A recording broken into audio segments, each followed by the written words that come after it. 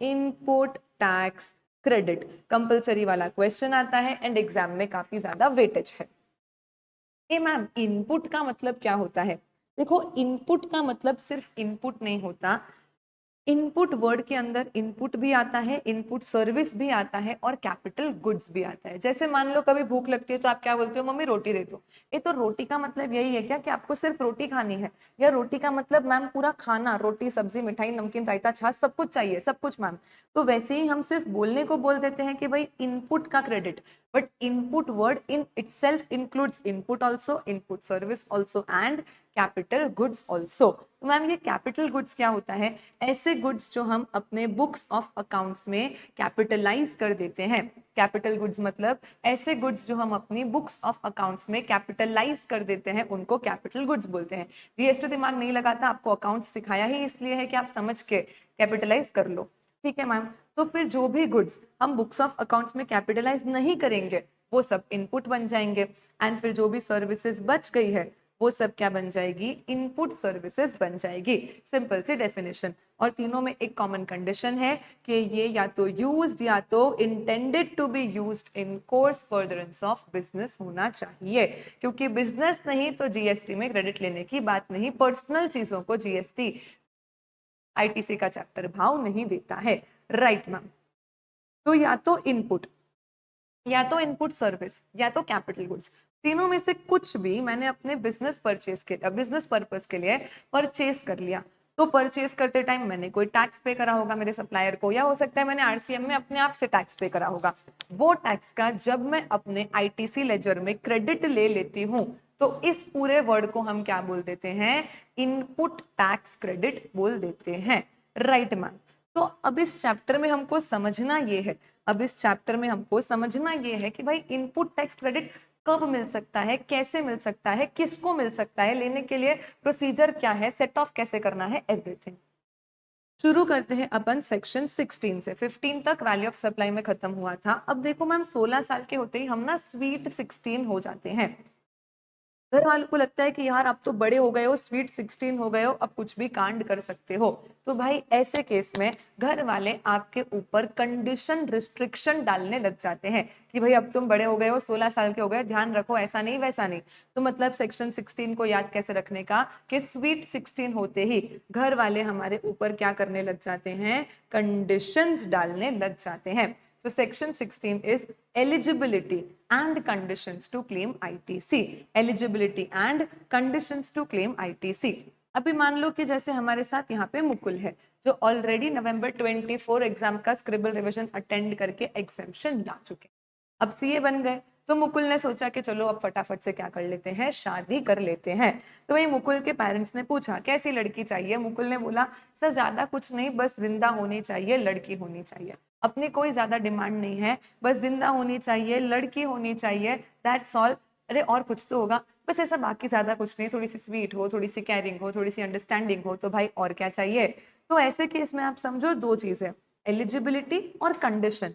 पहला, अगर आपको मुकुल से शादी करनी है तो जिंदा होना जरूरी है ना, मतलब आप जिंदा हो तो स्कोप तो है शादी करने का। मरे हुई लड़की से तो शादी हो नहीं सकती, और लड़की होनी चाहिए, बराबर है मैम। अब मान लो मुकुल का कोई दोस्त है सुकुल। अब सुकुल बहुत ध्यान रखता है मुकुल का, कैरिंग है, जिगरी दोस्त है, दोनों का एक दूसरे के बिना चलता नहीं है, दिन में रोज बात करते, एक दूसरे पे पूरा विश्वास है। सारी क्वालिटीज सुकुल में है जो मुकुल एक लड़की में ढूंढ रहा है। लेकिन फिर भी क्या मुकुल सुकुल से शादी कर पाएगा? नहीं मैम, जनरल केस समझ के चल रहे हैं तो नहीं मैम। मतलब सारी कंडीशंस मिल जाए, जो जो ढूंढ रहे हैं वो सारी कंडीशंस मिल जाए, लेकिन अगर बेसिक एलिजिबिलिटी ही फुलफिल ना हो तो हम आगे बढ़ ही नहीं सकते हैं। तो वैसे ही मैम कि कैरिंग, लविंग, स्वीट ये सब तो बाद का हो गया, जिंदा हो और लड़की हो ये तो मतलब बेर मिनिमम है। तो वैसे ही हम बोलते हैं यहाँ पे कि भाई एलिजिबिलिटी। एलिजिबिलिटी का क्या मतलब है? सिंपल कि अगर आपको आईटीसी कभी भी लेनी है ना तो सबसे पहले तो आप एक रजिस्टर्ड पर्सन होने चाहिए। रजिस्टर्ड पर्सन हो मतलब जीएसटी की नजरों में आप जिंदा हो, जीएसटी आपको देख रहा है, आप रजिस्टर्ड पर्सन हो, एंड प्लस आप in course furtherance of business, in course furtherance of business in ITC as an input service और कैपिटल गुड्स को परचेज कर रहे हो, रजिस्टर्ड पर्सन हो और बिजनेस पर्पस के लिए कुछ परचेज कर रहे हो, तो फिर आगे जाके सोचना लविंग है, केयरिंग है, कंडीशन फुलफिल हो रही है कि नहीं। बट सेक्शन 16(1) खत्म हो गया यहाँ पे अपना। सेक्शन 16(1) सिंपल बोलता है कि अगर आईटीसी अवेल करनी है तो बेसिक एलिजिबिलिटी क्या है। एलिजिबिलिटी सिंपल बोलती है कि आप एक रजिस्टर्ड पर्सन हो और आप बिजनेस पर्पस से क्या कर रहे हो, चीजों को परचेज कर रहे हो, तो फिर आगे जाके आप अपने आईटीसी लेजर में, तो फिर आप आगे जाके अपने आईटीसी लेजर में क्रेडिट ले सकते हो। ठीक है मैम। उसके बाद सेक्शन 16(2) बात करता है, अब बताओ कंडीशंस क्या क्या है। चलो लड़की है, जिंदा है, तो ऐसा कैसा है, थोड़ी ना किसी भी लड़की से शादी कर लेंगे। फिर अब बंदा देखेगा अपनी पर्टिकुलर नीड के हमको क्या क्या चाहिए। तो वैसे ही सेक्शन 16(2) में 6 कंडीशंस आ जाती है, जो कंडीशन फुलफिल करने पे ही आपने जो आईटीसी लिया है वो एक प्रॉपर वैलिड आईटीसी रहेगा। देखो अंडरस्टैंड, एलिजिबिलिटी तो बहुत इंपॉर्टेंट है ही, एलिजिबिलिटी के बिना तो स्कोप ही नहीं। अगर आप रजिस्टर्ड ही नहीं हो, आपके पास क्रेडिट लेजर ही नहीं है, तो आप आईटीसी नहीं ले पाओगे। कंडीशन में कैसा है कि मान लो कभी गलत लड़की से शादी हो भी गई तो क्या हो जाएगा, डिवोर्स हो जाएगा। तो वैसे ही कभी हो सकता है कि कंडीशन फुलफिल ना करने पे भी आप क्रेडिट ले लो, तो अल्टीमेटली होगा क्या, गवर्नमेंट आपको पकड़ के आपकी क्रेडिट रिवर्स करवा देगी। तो मतलब कंडीशन फुलफिल किए बिना हो सकता है कि आप आईटीसी ले पाओ, पर वो गलत आईटीसी है, आज नहीं तो कल पकड़े जाते हो तो आपको उसको पेनल्टी, इंटरेस्ट सब कुछ देके रिवर्स भी करना पड़ सकता है। इसीलिए इसको फॉलो करना भी जरूरी हो जाता है।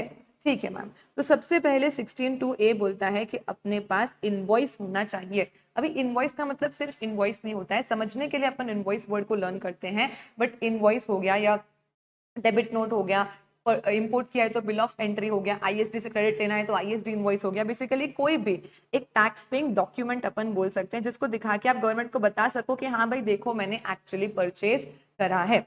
तो इनवॉइस का मतलब सिर्फ इनवॉइस नहीं होता, इनवॉइस हो गया, डेबिट नोट हो गया, बिल ऑफ एंट्री हो गया, या फिर आरसीएम में आप सेल्फ इनवॉइसिंग कर लेते हो, कभी ये आईएसडी इनवॉइसेस हो सकते हैं। इसमें से कोई भी चीज जो वैलिड है, प्रॉपर है, जिसमें सप्लायर का जीएसटी नंबर है, आपका जीएसटी नंबर है, टैक्स का अमाउंट है, अगर इंटर स्टेट सप्लाई है तो प्लेस ऑफ सप्लाई लिख रखी है, अगर वो सब कुछ ओके है उस डॉक्यूमेंट में, तो उस डॉक्यूमेंट के बेसिस पे आप आईटीसी ले सकते हो। तो आपके पास होना चाहिए एक इनवॉइस, बेसिकली कोई भी वैलिड टैक्स पेइंग डॉक्यूमेंट। दूसरा, इस इनवॉइस का डेटा आपके सप्लायर ने GSTR 1 या अब नया एक 1A नाम का रिटर्न आया है, या तो फिर इनवॉइस फर्निशिंग फैसिलिटी अगर QRMP स्कीम में हो तो बेसिकली आपके सप्लायर ने इस डेटा को GSTR 1 में दिखाया होना चाहिए। मतलब सप्लायर भी मान रहा है कि हाँ भाई मैंने ये सेल किया है, मैंने ये इनवॉइस इस पर्सन को दिया है, वो GSTR 1 में आपका डेटा डालेगा तो आपके 2B में दिखेगा, तो फिर आप आईटीसी लेने को एलिजिबल होते हो। Right ma'am. तो पहला इनवॉइस होना चाहिए, दूसरा इनवॉइस का डेटा सप्लायर ने GSTR 1 में दिखाया होना चाहिए। ठीक है मैम। अगर क्लॉज वाइज बात करें अपन तो this is clause AA।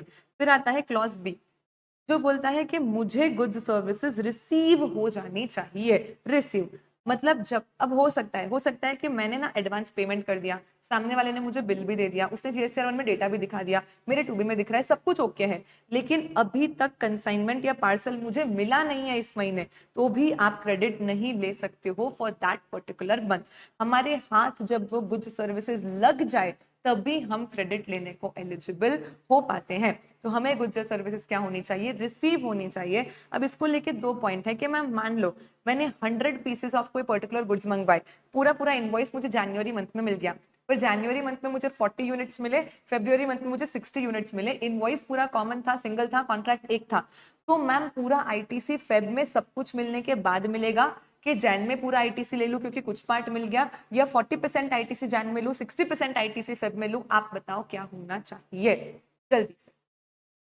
Tell me. यहाँ पे हम बोल रहे हैं कि भाई मुझे इनवॉइस पूरा का पूरा 100 यूनिट्स का मिल गया जैन में, कुछ 40% गुड्स मिले जैन में, 60% गुड्स मिले फेब में, तो मैं कौन से मंथ में पूरा आईटीसी लेने को एलिजिबल होंगी? द आंसर इज जब मुझे क्या मिल जाए, लास्ट लॉट मिल जाए, फरवरी मंथ बेसिकली सारे goods for the single invoice जब रिसीव हो जाए, उसके बाद ही आप एलिजिबल होते हो पूरा पूरा क्रेडिट लेने के लिए, राइट मैम। दूसरा यहाँ पे पॉइंट आता है bill to ship to model का। Bill to ship to model जो क्या बोलता है मैम, ए है दिल्ली में, बी है मुंबई में। बी ने ए से कुछ कुछ गुड्स परचेस किए, लेकिन जब वो गुड्स पैक हो रहे थे तब बी को मिल गया सी। बी को मिल गया सी जो कि दिल्ली में ही है। तो बी ने सोचा कि अरे पहले मैं मुंबई गुड्स मंगवाऊं फिर दिल्ली वापस भिजवाऊं मेरे कस्टमर को, एक काम करता हूँ सप्लायर को सी का एड्रेस दे देता हूँ, भाई बिल मुझे भेज देना। बिल तो क्या करना, मुझे भेज देना, लेकिन एक काम करना डिलीवरी शिपिंग सीधा किसको कर देना, सी को कर देना। तो भाई ऐसे केस में बी को तो कभी actually practically physically goods receive हुए ही नहीं हाथ में, तो क्या वो बेचारा इस बिल का आईटीसी नहीं ले पाएगा? द आंसर इज नो, ऐसा नहीं होता। अगर रेसिपिएंट को या रेसिपिएंट के कहने पे किसी और को भी वो गुड्स मिल जाते हैं तो it is as good as कि वो रेसिपिएंट को ही मिल चुके हैं, और ऐसे bill to ship to model में जो ओरिजिनल रेसिपिएंट है वो आईटीसी ले सकता है। ठीक है मैम। उसके बाद ये जब सामने वाला जीएसटीआर 1 में आईटीसी दिखाएगा, सेल दिखाएगा, तो मेरे टू बी में वो रिफ्लेक्ट होगा, मुझे वो कम्युनिकेट होगा। कम्युनिकेट होने पे मैं आईटीसी ले पाऊंगी, लेकिन ये जो भी कम्युनिकेशन हुआ है ये रिस्ट्रिक्टेड नहीं होना चाहिए तो ही मैं आईटीसी ले पाऊंगी। रिस्ट्रिक्टेड मतलब मान लो जैसे कि ब्लॉक्ड क्रेडिट्स हो गए, या आईटीसी लेने की एक लास्ट डेट भी होती है 30 नवंबर वगैरह, वो डेट जा चुकी है फॉर एनी रीजन, सामने वाले ने भले 1 में दिखाया पर मैं एलिजिबल नहीं हूँ उस क्रेडिट को लेने के लिए, मेरे लिए वो रिस्ट्रिक्टेड है, तो फिर मुझे उस आईटीसी को नहीं लेना है। This is point number B A. उसके बाद point number C. Point number C बोलता है कि मेरे सप्लायर ने गवर्नमेंट को टैक्स पेड कर दिया होना चाहिए। This is subject to section 41, read with rule 37A, जो अभी 2 मिनट बाद बताती हूँ। Section 41 read with rule 37A, अभी 2 मिनट बाद बताती हूँ। सिंपल है कि भाई सप्लायर गवर्नमेंट को जब पैसा देगा सप्लाई का, तभी तो गवर्नमेंट मुझे क्रेडिट देगी। यानी मतलब मैम मेरा सप्लायर लुच्चा तो भी मेरी क्रेडिट ब्लॉक हो जाएगी? हाँ, मैंने मैम गुड्स परचेज किए, पूरा पेमेंट किया मेरे सप्लायर को, इनफैक्ट जीएसटी के साथ मैं पूरा अमाउंट पे कर चुकी हूँ, लेकिन सप्लायर जीएसटी का पैसा खा गया, उसने जीएसटीआर 1 नहीं भरा, या उसने 1 भर के 3 भी नहीं भरा, गवर्नमेंट को पैसा नहीं दिया, क्या गवर्नमेंट मेरा आईटी से रिस्ट्रिक्ट कर देगी? The answer is yes. आपका सप्लायर लुच्चा निकला तो फिर उसका भी कष्ट आपको ही मिलने वाला है। गवर्नमेंट बोलेगी जब मेरे पास टैक्स का पेड पैसा आया ही नहीं है तो मैं तुम्हें क्रेडिट कैसे दूं? And the last point says that कि भाई जिसको क्रेडिट चाहिए उसको खुद को भी तो अपना रिटर्न भरना पड़ेगा, विच इज जीएसटीआर 3B। जल्दी से बोलो yes ma'am. This is all the 6 conditions of section 16(2). Clause number के साथ याद करना हो तो A, AA, B, A, C और D। ये नॉट इंपॉर्टेंट कि आप क्लॉज नंबर लर्न करो, बट हाँ आपको सारे के सारे 6 पॉइंट जरूर से ध्यान में होने चाहिए। एक बार फटाफट से मेरे साथ स्क्रिबल कर लो, नहीं तो एक एक वर्ड में कमेंट सेक्शन में लिख के बता दो। मैम सबसे पहले सेक्शन 16(1) बात करता है एलिजिबिलिटी की, जो सिंपल बोलता है कि रजिस्टर्ड पर्सन होना चाहिए और बिजनेस पर्पस के लिए आपने इनपुट सर्विस कैपिटल गुड्स को परचेज किया होना चाहिए। दूसरा बोलता है कंडीशन, जहाँ पे हमने 6 कंडीशन पढ़ ली कि सबसे पहले हमारे पास इनवॉइस होना चाहिए, सबसे पहले हमारे पास इनवॉइस होना चाहिए, सामने वाले ने डेटा जीएसटीआर 1 में 1A में आईएफएफ में दिखाया होना चाहिए, मुझे गुड्स सर्विसेज रिसीव हो जाने चाहिए, जो भी आईटीसी मुझे कम्युनिकेट हुई है वो रिस्ट्रिक्टेड नहीं होनी चाहिए, मेरे सप्लायर ने गवर्नमेंट को टैक्स पेड कर दिया होना चाहिए, और मैंने खुद ने अपना वैलिड जीएसटीआर 3B फाइल कर दिया होना चाहिए। फटाफट से मेरे को सबके आंसर्स चाहिए कमेंट सेक्शन में, एक एक वर्ड में सारी की सारी कंडीशन लिख के बताओ, उसके बाद हम लोग आगे बढ़ते हैं। क्विकली चलो।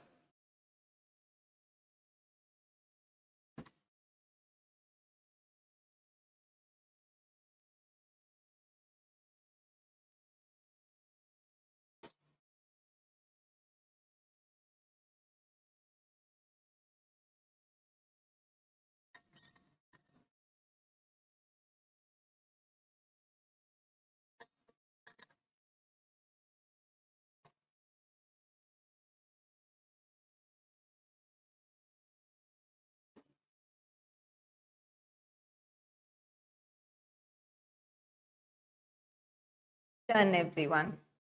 Yes ma'am. तो यहाँ पे हमारी एलिजिबिलिटी खत्म होती है एंड हमारी कंडीशंस खत्म होती है। अब हमको समझना है section 41 read with rule 37A। ये जो पॉइंट यहाँ पे मैंने आपको बताया था tax actually paid to government वाला, अब ये समझो कि मैम मान लो अप्रैल महीने में मैंने किसी से कोई गुड्स परचेस करे, सामने वाले ने अप्रैल खत्म होते ही GSTR1 भर दिया, उसने जैसे ही GSTR1 भरा तो मेरे GSTR2B में वो क्रेडिट रिफ्लेक्ट होने लग गया, मैंने मेरा 3B भरा, क्रेडिट ले लिया, बात खत्म हो गई। सामने वाले ने क्या करा, मुझे इनवॉइस दिया, परफेक्ट, GSTR1 में डेटा डाल दिया, परफेक्ट, मुझे कुछ रिसीव भी हो गए, वो रिस्ट्रिक्टेड भी नहीं है, मैं अपना 3B भी भर रही हूँ। अब जस्ट दैट जो एक सी वाला क्लॉज है कि उसने गवर्नमेंट को टैक्स पेड कर दिया होना चाहिए, तो ही मेरी आईटीसी एक वैलिड आईटीसी है। लेकिन मैम प्रैक्टिकली आप समझो कि मैं उसके GSTR3 भी भरने का वेट तो नहीं कर सकती। अब उसने 1 भरा, मेरे 2B में क्रेडिट रिफ्लेक्ट हो रहा है, मुझे मेरा 3B भरना है तो मैं तो भर दूंगी, वो अपना 3B भरे फिर मैं अपना 3B भरूँ, ये तो प्रैक्टिकली पॉसिबल नहीं है, क्योंकि मैम GSTR1 भरते टाइम वो पेमेंट तो करता नहीं है, पेमेंट तो 3B में करता है। तो पेड वाली कंडीशन का हम सेम मंथ में वेट करके फिर क्रेडिट लें, ये तो प्रैक्टिकली पॉसिबल नहीं है। तो गवर्नमेंट बोलती है कोई बात नहीं, देखो अगर आपके सप्लायर ने प्रॉपर टाइम पे GSTR1 फर्निश कर दिया, आपके GSTR2B में क्रेडिट रिफ्लेक्ट होने लग गया, तो आप क्या करो, आईटीसी ले लो, कोई प्रॉब्लम नहीं है, आप आईटीसी ले लो। फिर वो पूरा फाइनेंशियल ईयर खत्म होने के बाद आप 30 सितंबर तक वेट कर लो। क्या बोला, पूरा फाइनेंशियल ईयर खत्म होने के बाद आप 30 सितंबर तक वेट कर लो कि सामने वाला 3B भर दे। मैम वो कैसे पता चलता है, आप पोर्टल से चेक कर सकते हो कि आप सामने वाले ने 3B भर के गवर्नमेंट को पेमेंट कर दिया है, ओके है मैम, तो कोई प्रॉब्लम नहीं है, मैंने तभी उस महीने में जब क्रेडिट ले लिया था वो परफेक्ट था, मुझे कुछ भी करने की जरूरत नहीं है। मतलब मैम मान लो कि अप्रैल का GSTR1 तो उसने टाइम पे भर दिया, 3B उसने मई, जून, जुलाई, अगस्त, सितंबर, अक्टूबर, नवंबर, दिसंबर, जैन, फेब, मार्च और महीना खत्म होने के बाद अप्रैल, मई, जून, जुलाई, अगस्त, सितंबर तक भी भर दिया तो चलेगा, हाँ चलेगा, मुझे कुछ करने की जरूरत नहीं है। हावेवर अगर वो 30 सितंबर तक भी 3B भर के और गवर्नमेंट को पेमेंट नहीं करता है, तो फिर गवर्नमेंट बोलेगा कि भाई तुम्हारा सेक्शन 16(2)C वायलेट हो रहा है, हमको पैसा मिला नहीं है, हम तुमको क्रेडिट दे कैसे। तो फिर तुम्हें क्या करना पड़ेगा, 30 नवंबर तक इस आईटीसी को रिवर्स कर देना पड़ेगा। अगर 30 नवंबर तक तुम इस आईटीसी को रिवर्स कर देते हो तो तुमसे गवर्नमेंट कोई इंटरेस्ट चार्ज नहीं करती है, बस जितना आईटीसी लिया था उतना आईटीसी वापस दे दो और बात खत्म। हावेवर अगर आप 30 नवंबर तक आईटीसी को रिवर्स नहीं कर पाते हो तो फिर बाद में जब भी करोगे तब आपको सेक्शन 50 के हिसाब से यूटिलाइजेशन से लेकर रिवर्सल तक इंटरेस्ट भी देना पड़ता है।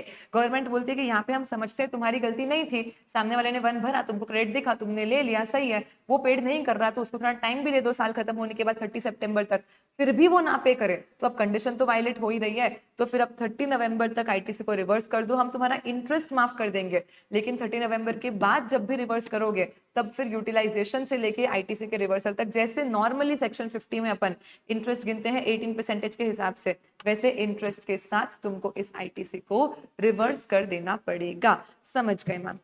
इसके अलावा एक और रूल अपन पढ़ते हैं, रूल 37, जिसको हम प्यार से बोलते हैं 180 डे रूल। रूल 37 जिसको अपन प्यार से क्या बोलते हैं, 180 डे रूल बोलते हैं। ये रूल ऐसा बोलता है, जिस भी दिन का तुम्हारा इनवॉइस है, इनवॉइस के ऊपर जो भी डेट है, इनवॉइस के ऊपर जो भी डेट लिखी गई है उस डेट से 180 डेज के अंदर अंदर तुमको बीइंग अ रेसिपिएंट अपने सप्लायर को कंसिडरेशन पे कर देना है। क्या बोला, इनवॉइस की जो भी डेट है वहां से 180 डेज के अंदर अंदर बीइंग अ रेसिपिएंट तुमको अपने सप्लायर को कंसिडरेशन क्या करना है, पे कर देना है। अगर तुम ऐसा नहीं करते हो तो जिस दिन तुम्हारा 180 डे खत्म होता है इनवॉइस से, अपन इसको एग्जाम्पल से लेके चलते हैं कि भाई इनवॉइस से जिस दिन 180 डेज खत्म होता है, मान लो लाइक इन दिस क्वेश्चन अपना इनवॉइस 27 अप्रैल को इशू किया गया है, तो 27 अप्रैल से मेरे को बताओ 180 डेज कब होते हैं। अभी पूरे जीएसटी में कभी भी डेज गिनने होंगे तो क्या करेंगे, जिस महीने से डेज गिनना चालू करना है अप्रैल से, तो अप्रैल में कितने दिन होते हैं 30 माइनस हमको कौन सी डेट से डेज गिनना है 27 से, 30 माइनस 27 यानी 3 दिन हो गए अप्रैल के, प्लस मई प्लस जून प्लस जुलाई प्लस अगस्त प्लस सितंबर, हाँ सितंबर एंड अब कितने बच जाते हैं यहाँ पे 24, तो ये हो जाएगा 180 यानी 24 अक्टूबर। 180 माइनस ये कर लो तो लास्ट का 24 आपको मिल जाएगा। तो 3 + 31 + 30 + 31 + 30 + 30 + 24 करने पे एग्जैक्ट 180 आता है क्या, हाँ मैम। तो 180 डेज हमारे कब खत्म हो जाते हैं, 24 अक्टूबर को। हमने एक्चुअली जो पेमेंट बन रहा था इस इनवॉइस का वो कौन सी डेट को किया है, 26 जनवरी को किया है। मतलब मैम 24 अक्टूबर तक तो नहीं किया है, यानी जिस दिन अपने 180 डेज खत्म होते हैं, हाँ अगस्त में 31 डेज होते हैं, बराबर है, चलो उस हिसाब से गिन लेना। तो जिस दिन 180 डेज, जिस दिन अपने 180 डेज खत्म होते हैं विच इज 24 अक्टूबर, उस दिन तक अपन ने पेमेंट कर दिया क्या सप्लायर को, नहीं मैम। तो इमीडिएटली इसके बाद पहला 3B कौन सा फाइल करोगे मैम, अक्टूबर में हम 24 डेट को खड़े हैं, मतलब सितंबर मंथ का 3B 20 अक्टूबर को फाइल हो गया होगा, तो अब नेक्स्ट 3B कौन सा आएगा, अक्टूबर महीने का, जो हम 20 नवंबर को भरने वाले हैं। तो इमीडिएटली जो भी आप नेक्स्ट 3B भरोगे, इस केस में 20 नवंबर, उस दिन अपन क्या करेंगे, पूरा का पूरा ITC रिवर्स कर देंगे। और कभी भी अगर यूटिलाइजेशन हो गया था तो वही नॉर्मल सेक्शन 50 के हिसाब से यूटिलाइजेशन से लेकर रिवर्सल तक अपन 18% पर एनम का क्या कर लेते हैं, इंटरेस्ट चार्ज कर लेते हैं। मैम आगे जाके कभी अगर रेसिपिएंट के अंदर राम घुस जाए, मतलब उसका मन जाग जाए और वो पेमेंट कर दे सप्लायर को, तो जब भी पेमेंट करता है उसके बाद वो ITC को वापस से रीअवेल भी कर पाएगा। Tell me is it clear to everyone? Yes ma'am. लेकिन 3 जगहों पे ये सेक्शन, ये कंडीशन आपको चेक करने की जरूरत ही नहीं है। यहाँ पे 180 डे रूल अप्लाई होता ही नहीं है, जब भी पेमेंट करना है करो, ITC पे कोई फर्क नहीं पड़ेगा। सबसे पहला, जब आप RCM में गवर्नमेंट को टैक्स भर देते हो, गवर्नमेंट बोलती है देखो हमको तो रेसिपिएंट से ही मतलब है, रेसिपिएंट हमको आके सीधा टैक्स दे देता है, सप्लायर से हमें कोई मतलब ही नहीं है, तो रेसिपिएंट सप्लायर को पैसा दे ना दे, जल्दी दे लेट दे, हमको क्या करना, लेट इट बी। तो RCM सप्लाईज में गवर्नमेंट 180 रूल नहीं लगाती। दूसरा, शेड्यूल 1 की सप्लाई, दूसरा शेड्यूल 1 की सप्लाई, शेड्यूल 1 क्या था, अपन ने last part of the marathon में पढ़ा था कि जब भी सप्लाई बिना कंसिडरेशन के हो जाती है उसको शेड्यूल 1 सप्लाई बोलते हैं। मतलब मैम 180 डे क्या, आप 1800 डेज भी रुक जाओगे ना तो भी पेमेंट तो कभी होना ही नहीं है, क्योंकि सप्लाई ही बिना कंसिडरेशन के हुई है, तो पेमेंट होगा कैसे। तो ऐसे केस में जब पेमेंट होने ही नहीं वाला तो 180 डेज वेट करने का भी कोई सेंस नहीं बनता, रिवर्सल कुछ नहीं होगा, यहाँ पे पेमेंट होगा ही नहीं, सीधा आप ITC लोगे and that will be eligible. And third point बोलता है कि मान लो आपने सप्लायर को नहीं, सप्लायर की जगह किसी थर्ड पर्सन को पेमेंट कर दिया तो भी चलेगा। मतलब जैसे bill to ship to model में रेसिपिएंट की जगह रेसिपिएंट के कहने पे किसी और को गुड्स मिल जाते हैं तो भी चलता है।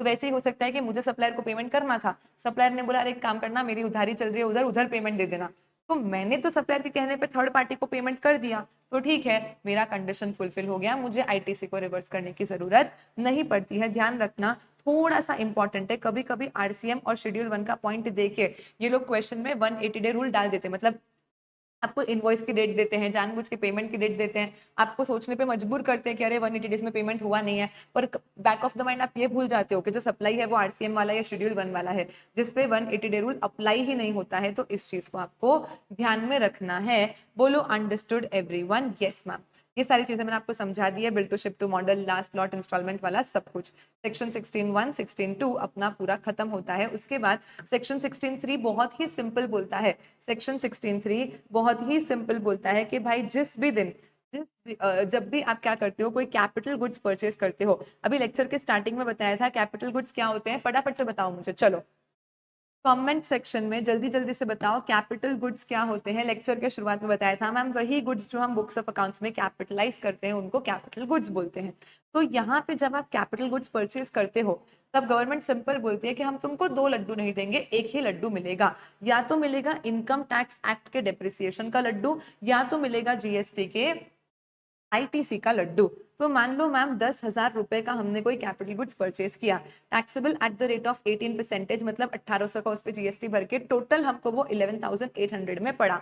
गवर्नमेंट बोलती है कि तुम 10,000 रुपीज को कैपिटलाइज करो और 10,000 के ऊपर डेप्रिसिएशन लो, जो कि base price of the machine है, कैपिटल गुड्स है, हमको कोई प्रॉब्लम नहीं है।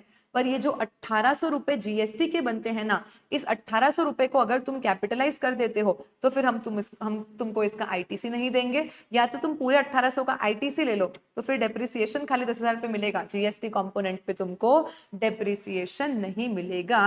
आप दोनों लड्डू एक साथ नहीं खा सकते हो। अंडरस्टैंड, मशीन को कैपिटलाइज करने पे मनाही नहीं है, जो 10,000 बेस प्राइस है ना उसको आप बिंदास कैपिटलाइज करो, बिंदास उस पे आप डेप्रिसिएशन लो, we have no problem at all. Depreciation आपको GST के फिगर पे नहीं लेना है। बच्चों को ये कंफ्यूजन हो जाता है कि क्वेश्चन अगर बोले मशीन कैपिटलाइज किया, GST कैपिटलाइज नहीं किया, तो भी बच्चे क्रेडिट इनएलिजिबल करके आ जाते हैं। क्यों भाई, 10,000 से हमें कोई मतलब नहीं है, इसको आप इनकम टैक्स एक्ट में बिंदास कैपिटलाइज करो, डेप्रिसिएशन लो, चलेगा। वी आर टेलिंग यू कि आप क्रेडिट अमाउंट का डेप्रिसिएशन मत लो ना, क्योंकि यूं भी हम आपको क्रेडिट पूरा दे ही रहे हैं, तो फिर डेप्रिसिएशन क्यों लेना है, और अगर डेप्रिसिएशन लेना है तो फिर हम क्रेडिट क्यों ही दे। This is all about section 16(3). उसके बाद 16(4) वेरी सिंपल बोलता है, क्या जन्मों जन्मों तक आईटीसी मिलती ही रहेगी क्या? नहीं मैम, किसी पर्टिकुलर इनवॉइस को लेके आईटीसी लेने का एक लास्ट डेट होता है। भाई इनवॉइस जिस भी साल की है वो साल खत्म होने के बाद 30 नवंबर या तो फिर उस साल का जब भी आप actual date of filing annual return है विच एवर इज अर्लियर है, वहां तक हम आपको मैक्सिमम आईटीसी लेने देंगे। भाई ऐसा जन्मों जन्मों तक आईटीसी नहीं मिलता है, साल खत्म होने के बाद 30 नवंबर या तो फिर actual date of filing annual return whichever is earlier है, वहां तक आपको आईटीसी मिल जाता है। अभी इधर एक अमेंडमेंट है, अमेंडमेंट इतना कोई खास नहीं है, टाइम पास अमेंडमेंट है, लेकिन सुन लो, सेल्फ इनवॉइसिंग को लेके यहाँ पे गवर्नमेंट ने थोड़ा सा क्लेरिफिकेशन दिया है।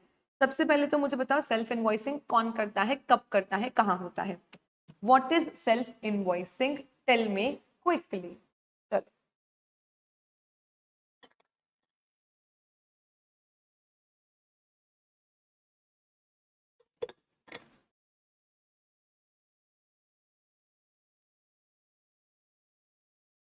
What is self invoicing?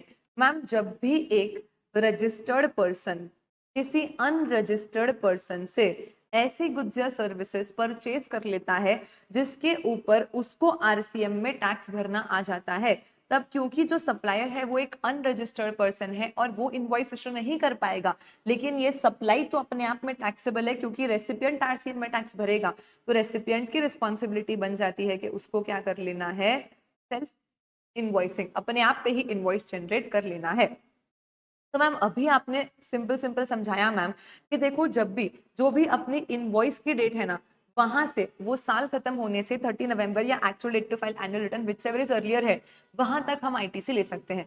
अब मान लो ऐसी कोई सप्लाई थी जो आरसीएम में टैक्सेबल थी, यूआरपी ने आरपी को करी और मार्च 2024 में उसका इनवॉइस जनरेट होना था, सेल्फ इनवॉइसिंग एक्चुअली मार्च 24 में उसको आरसीएम वाले गुड्स मिल गए थे और सब कुछ करके उसको उस दिन इनवॉइस जनरेट कर देना चाहिए था, लेकिन उस बंदे ने क्या करा मैम, 15-20 दिन लेट करके और 10 अप्रैल 2025 को इनवॉइस जनरेट किया, विच मीन्स साल ही बदल गया। दिस इज FY 23-24, इसके हिसाब से तो लास्ट डेट हो जाएगी 30 नवंबर 2024, लेकिन नाउ दिस बिकम्स FY 24-25 जिसके हिसाब से last date to take ITC will be 30 November 25। तो अब मैं क्या फॉलो करूं मैम, मैं क्या फॉलो करूं? यहाँ पे इनवॉइस की डेट प्रोविजन तो सिंपल है, इनवॉइस जिस भी साल में है वो साल खत्म होने के बाद 30 नवंबर तक आप आईटीसी ले सकते हो, पर मैम मैंने सेल्फ इनवॉइसिंग ही लेट करी तो क्या करेंगे? तो क्योंकि मैंने सोचा कि अरे आईटीसी लेने रह गए, काम करते इनवॉइस अगले साल बना देते हैं तो फिर अगले साल क्रेडिट ले पाएंगे, लास्ट डेट गई नहीं है, कोई टेंशन नहीं, तो आप कभी भी इसको ट्वीक कर सकते हो। तो गवर्नमेंट ने बोला चलेगा, कोई बात, गवर्नमेंट बोलती है हमको प्रोविजंस को कॉम्प्लिकेट नहीं करना, अगर आपने इनवॉइस मार्च की जगह पे अप्रैल में भी बनाया ना तो कोई बात नहीं, हम आपको 30 नवंबर 25 तक आईटीसी लेने देंगे, बिंदास मजे करो। हाँ, लेकिन आपने ये जो इनवॉइस को लेट जनरेट किया ना, इसके लिए हम आपको अलग से पेनल्टी वगैरह लगा देंगे, जो ऑफेंसेस पेनल्टी के चैप्टर में अपन नॉर्मल पेनल्टी समझते हैं वैसी। तो गवर्नमेंट बोलती है कि देखो भाई, रेसिपिएंट जब आरसीएम सप्लाईज यूआरपी से लेता है तो सेक्शन 16(4) के कैलकुलेशन के लिए रिलेवेंट फाइनेंशियल ईयर वही लेंगे जो जब उसने एक्चुअल इनवॉइस जनरेट किया है, भले ही वो उसने लेट जनरेट किया हो, लेकिन अगर लेट जनरेट किया तो सेक्शन 122 की पेनल्टी, मतलब एक हाथ से तुमको आईटीसी देंगे और दूसरे हाथ से थप्पड़ मार के तुमसे पेनल्टी वापस ले लेंगे। बोलो understood? Yes ma'am, not that important of course. This was section 16(4) last date to take ITC. उसके बाद 16(5) भी आया है अमेंडमेंट से, but it's not applicable for your exam, तो अपन दिमाग नहीं लगाएंगे।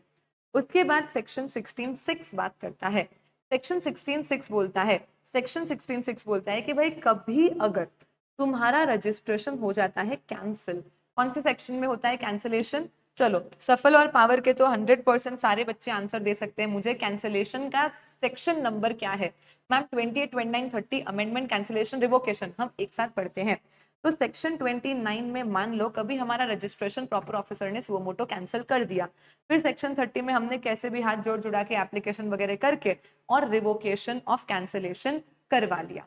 तो अब ऐसे केस में समझो, हो सकता है ना कि जिस दिन मेरा रजिस्ट्रेशन कैंसिल हुआ उस दिन मैं कोई आईटीसी लेने को एलिजिबल थी, सेक्शन 16(4) के हिसाब से last date to avail ITC गई नहीं थी, अभी तक टाइम था, बाकी था, पर मैं कैंसिल हो गई। अब कैंसिल होने के बाद तो आप फिर बाद के पीरियड के रिटर्न्स भर नहीं सकते, आईटीसी ले नहीं सकते, थोड़ा प्रॉब्लम हो जाएगा मैम। अगर कैंसिल नहीं हुई होती तो शायद मैं आईटीसी ले लेती, लेकिन अब समझो रिवोकेशन आने में थोड़ा टाइम लग गया और अब रिवोक हुई तब तक मेरी आईटीसी लेने की लास्ट डेट चली गई, तो ऐसे केस में मैं करूँ क्या? तो यहाँ गवर्नमेंट ने बोला कि भाई देखो ऐसी कोई क्रेडिट है जो कैंसिलेशन के दिन तक तो तुम लेने को एलिजिबल थे, या तो कैंसिलेशन से रिवोकेशन के बीच के लिए अपन रिवाइज्ड इनवॉइसेस भी इशू करते हैं, वापस पूरा फर्स्ट रिटर्न भी भरते हैं, तो मैम इस दौरान इस पीरियड के बीच में तो हम रिटर्न फाइल करने को एलिजिबल थे नहीं, बिकॉज कैंसिल होने के बाद तो आप उस पीरियड के रिटर्न्स भर नहीं सकते। पर हाँ मैम रिवोकेशन आती है तो रिवोकेशन आने के बाद तो हमको इस पूरे पीरियड के रिटर्न्स भी भरने पड़ते हैं। मान लो इसका भी आईटीसी लेने का लास्ट डेट जा चुका है, रिवोकेशन आने में 2-3 साल लग गए, तो अब हम क्या करें? तो गवर्नमेंट ने बोला कि देखो जो तुम्हारा एक्चुअल टाइम लिमिट है ना वो तो है ही है। मान लो कि आज कैंसिल हुए, फटाफट 20-25 दिन बाद वापस से रिवोक हो गए, तो कोई बात नहीं, जो एक्चुअल टाइम लिमिट तुम्हारे पास है, बहुत टाइम है, अगर मान लो 30 नवंबर तक, तो वो टाइम तो तुम्हारे पास है ही है। Actual time limit which is 30 November, या तो फिर actual date of filing annual return whichever earlier है, ये जो समझाया वो तो है ही है। उसके अलावा मान लो कभी रिवोकेशन आने में बहुत लेट हो जाता है, ये डेट निकल भी जाती है ना, तो भी कोई प्रॉब्लम नहीं है। जिस दिन रिवोकेशन ऑफ कैंसिलेशन हुआ उसके 30 डेज के अंदर अंदर, यानी एज इन दोनों में से जो भी लेटर है वहां तक हम तुमको टाइम दे देंगे कि अगर कोई उस टाइम पे एलिजिबल आईटीसी थी और फिर तुम कैंसिल हो गए और अब तुम रिवोक हो गए, तो रिवोकेशन के 30 दिन में तुम वो आईटीसी ले लेना, कोई प्रॉब्लम नहीं है। बोलो is it understood to everyone? Amendment है फॉर May 25 एग्जाम, तो ऑटोमेटिकली स्लाइटली रेलेवेंट हो जाता है। मैम क्या समझाया, एक बार रीड करवा दो। जब आपका रजिस्ट्रेशन कैंसिल होता है और सब्सिक्वेंटली रिवोक हो जाता है for any reason, court tribunal का ऑर्डर या कुछ भी, तो आप आईटीसी ले सकते हो सेक्शन 16(4) के हिसाब से। अगर वो तब रिस्ट्रिक्टेड नहीं थी, जब कैंसिल हुए तब रिस्ट्रिक्टेड नहीं थी, तो कोई बात नहीं, जो आपका एक्चुअल टाइम लिमिट है 30 नवंबर या एक्चुअल डेट, वो तो है ही है। प्लस हम बोलेंगे अगर रिवोकेशन के बाद का 30 days whichever is later है, वहां तक आप क्या कर लेना, आईटीसीज ले लेना। बोलो अंडरस्टूड एवरीवन? यस। चलो डॉक्यूमेंट्री एविडेंस, ये मैंने आपको ऑलरेडी ऐसा समझा ही दिया है कि इनवॉइस, यहाँ पे जो हम बोलते हैं ना सेक्शन 16(2) की कंडीशंस में कि हमारे पास इनवॉइस होना चाहिए या वैलिड टैक्स पेइंग डॉक्यूमेंट, तो क्या क्या डॉक्यूमेंट वैलिड होते हैं ये अपन रूल 36 में समझते हैं। रूल 36 बोलता है कि भाई खाली इनवॉइस नहीं, invoice, self invoice, debit note, bill of entry, revised invoice, ISD, सब सारे डॉक्यूमेंट्स के हिसाब से आप आईटीसी ले सकते हो। बस उसमें टैक्स का अमाउंट, डिस्क्रिप्शन, दोनों का जीएसटी नंबर, वैल्यू, और अगर इंटरस्टेट है तो प्लेस ऑफ सप्लाई, इतनी चीजें उसमें मेंशन होनी चाहिए। हाँ, अगर आपने कोई फ्रॉड करा है, विलफुल मिसस्टेटमेंट करा है, सप्रेशन ऑफ फैक्ट करा है, कांड करा है अंडर सेक्शन 74, तो हम आपका आईटीसी नहीं लेने देंगे। उसके अलावा जब तक आपका सप्लायर जीएसटीआर 1 में डेटा ना डाले और आपको वो डेटा जीएसटीआर 2 में रिफ्लेक्ट ना हो, तब तक भी आप आईटीसी नहीं ले सकते हो। Only and only 100% of the ITC that is reflecting in your GSTR 2B, you are allowed to take that ITC. Here we complete entire section 16 along with subsection, along with clauses. Are you gaining confidence? Tell me yes ma'am, absolutely. चलो, जो मैंने बोला marathon के starting में कि मैं आज आपको पूरा आईटीसी याद करवाने वाली हूँ, लर्न करवाने वाली हूँ, तो क्या लग रहा है कि हाँ मैम हो जाएगा, ऐसी कोई टेंशन वाली बात नहीं है। सेक्शन 16 बोलता है एलिजिबिलिटी एंड कंडीशंस। 16(1) एलिजिबिलिटी, आप रजिस्टर्ड पर्सन हो, आपने बिजनेस पर्पस के लिए अवेल करा है। सेक्शन 16(2) बोलता है कंडीशन, जहाँ पे 6 कंडीशन है। मेरे पास इनवॉइस है, सामने वाले ने 1 में डेटा डाला, मुझे गुड सर्विसेज रिसीव हुए, आईटीसी रिस्ट्रिक्टेड नहीं है, सप्लायर एंड टैक्स पेड कर दिया है subject to section 41, read with rule 37A। 30 September तक वेट कर लो, नहीं तो 30 नवंबर तक बिना इंटरेस्ट के रिवर्सल कर लो, नहीं तो उसके बाद इंटरेस्ट लगेगा। ठीक है मैम, और मुझे खुद को भी तो जीएसटीआर 3 भी भरना पड़ेगा अगर मुझे आईटीसी चाहिए तो। Bill to ship to model में भी आईटीसी मिल जाता है, लास्ट लॉट मिलने पे आईटीसी मिलेगा अगर टुकड़ों टुकड़ों में आपको गुड्स आते हैं तो। रूल 37 बोलता है जिस दिन का इनवॉइस है वहां से 180 डेज में पेमेंट करो, वरना 180 डेज खत्म होते ही जो इमीडिएट पहला 3B आएगा उस दिन आपको आईटीसी रिवर्स करनी है। सेक्शन 50 के इंटरेस्ट के हिसाब से यूटिलाइजेशन से रिवर्सल तक आपको इंटरेस्ट 18% देना रहेगा। सेक्शन 16(3) बोलता है जीएसटी अमाउंट का या तो डेप्रिसिएशन ले लो या तो फिर क्या करो आईटीसी ले लो, हम आपको दोनों मजे नहीं लेने देंगे। 16(4) बोलता है 30 नवंबर या तो actual date of filing annual return whichever is earlier है, वहां तक बिंदास क्रेडिट ले लो। सेल्फ इनवॉइसिंग के लिए भी यही डेट लगेगी। इनवॉइस लेट जनरेट किया तो उसकी अलग पेनल्टी लग जाएगी, पर डेट तो यही लगने वाली है, इसमें कोई चेंज नहीं होगा। सेक्शन 16(5) एग्जाम में नहीं आएगा, सिलेबस में नहीं है। एंड 16(6) बोलता है कभी कैंसिलेशन हो जाए फिर सब्सिक्वेंटली रिवोकेशन हो जाए तो जो ओरिजिनल टाइम लिमिट है 16(4) की वो तो है ही है, या तो हम बोलेंगे रिवोकेशन होने से 30 डेज में व्हिचएवर इज लेटर है वहां तक आप क्या कर पाओगे, क्रेडिट ले पाओगे। बोलो yes ma'am, understood, absolutely clear. चलिए now we move on to section 17 which talks about apportionment of credit and blocked credit। apportionment of credit and blocked credit। देखो apportionment जो सिर्फ फाइनल पे आता है, इंटर लेवल पे आता नहीं है, उसका तो सिंपल सा मीनिंग है। अपॉर्शनमेंट का तो सिंपल सा मीनिंग है कि मैम अगर मैंने कोई input service capital goods purchase करे जो मैं मेरे बिजनेस पर्पस में भी यूज कर रही हूँ, पर्सनल पर्पस में भी यूज कर रही हूँ, या मान लो कि मैम मेरा ना ऐसा काम है जहाँ पे कुछ तो चीजें होती है एग्जेम्प्ट, कुछ होती है टैक्सेबल, पर ये चीज तो कॉमन है, दोनों में यूज हो जाती है, तो फिर एग्जेम्प्ट सप्लाईज के रिलेशन में तो आईटीसी मिलता नहीं है पर टैक्सेबल के रिलेशन में मिलता है, तो कैसे आईटीसी लूं, कितना छोड़ दूं, ये सब अपन अपॉर्शनमेंट में डिस्कस करते हैं। एंड ब्लॉक्ड क्रेडिट क्या बोलता है कि भाई कुछ चीजें ऐसी है जिनका क्रेडिट मिलेगा ही नहीं, कुछ चीजें ऐसी है जिनका क्रेडिट मिलेगा ही नहीं। मतलब मैम अगर बिजनेस पर्पस के लिए परचेज करा तो भी क्रेडिट नहीं मिलेगा, नहीं, वो हम पढ़ते हैं सेक्शन 17(5) ब्लॉक्ड क्रेडिट में, जहां पे ऐसी list of goods and services है, ब्लॉक्ड क्रेडिट में ऐसी list of goods and services है जिनके ऊपर आप आईटीसी ले ही नहीं सकते हो, भले ही वो आपके बिजनेस पर्पस के लिए होगा तो भी। ठीक है मैम, तो बताओ क्या है ऐसे ब्लॉक्ड क्रेडिट्स। सबसे पहले आ जाता है इसमें motor vehicle. Motor vehicle designed to carry up to 13 passengers. देखो सबसे पहले सिर्फ पैसेंजर्स की बात करी है, मतलब जैसे कि छोटा हाथी, टेम्पो वगैरह जो मोटर व्हीकल होते हैं जिसमें गुड्स का ट्रांसपोर्टेशन होता है, उनका आईटीसी मिल जाता है। गुड्स का आईटीसी यहाँ पे ब्लॉक्ड नहीं है, गुड्स का आईटीसी यहाँ पे ब्लॉक्ड नहीं है। हम क्या कर रहे हैं, सिर्फ और सिर्फ पैसेंजर ट्रांसपोर्टेशन वाले व्हीकल्स की यहाँ पे बात कर रहे हैं। ठीक है मैम, तो मोटर व्हीकल जो up to 13 passengers including driver, मतलब 12 पैसेंजर प्लस एक, टोटल 13 पैसेंजर तक अगर कैरी करता है तो उसका आईटीसी ब्लॉक होता है। मतलब मैम अगर 13 पैसेंजर से ज्यादा वाला गाड़ी है, मतलब kind of a mini bus ही हो गया, फिर वो तो बस वगैरह उन सब का क्रेडिट मिलता है। गुड्स को ट्रांसपोर्ट करने वाले व्हीकल्स का क्रेडिट मिलता है।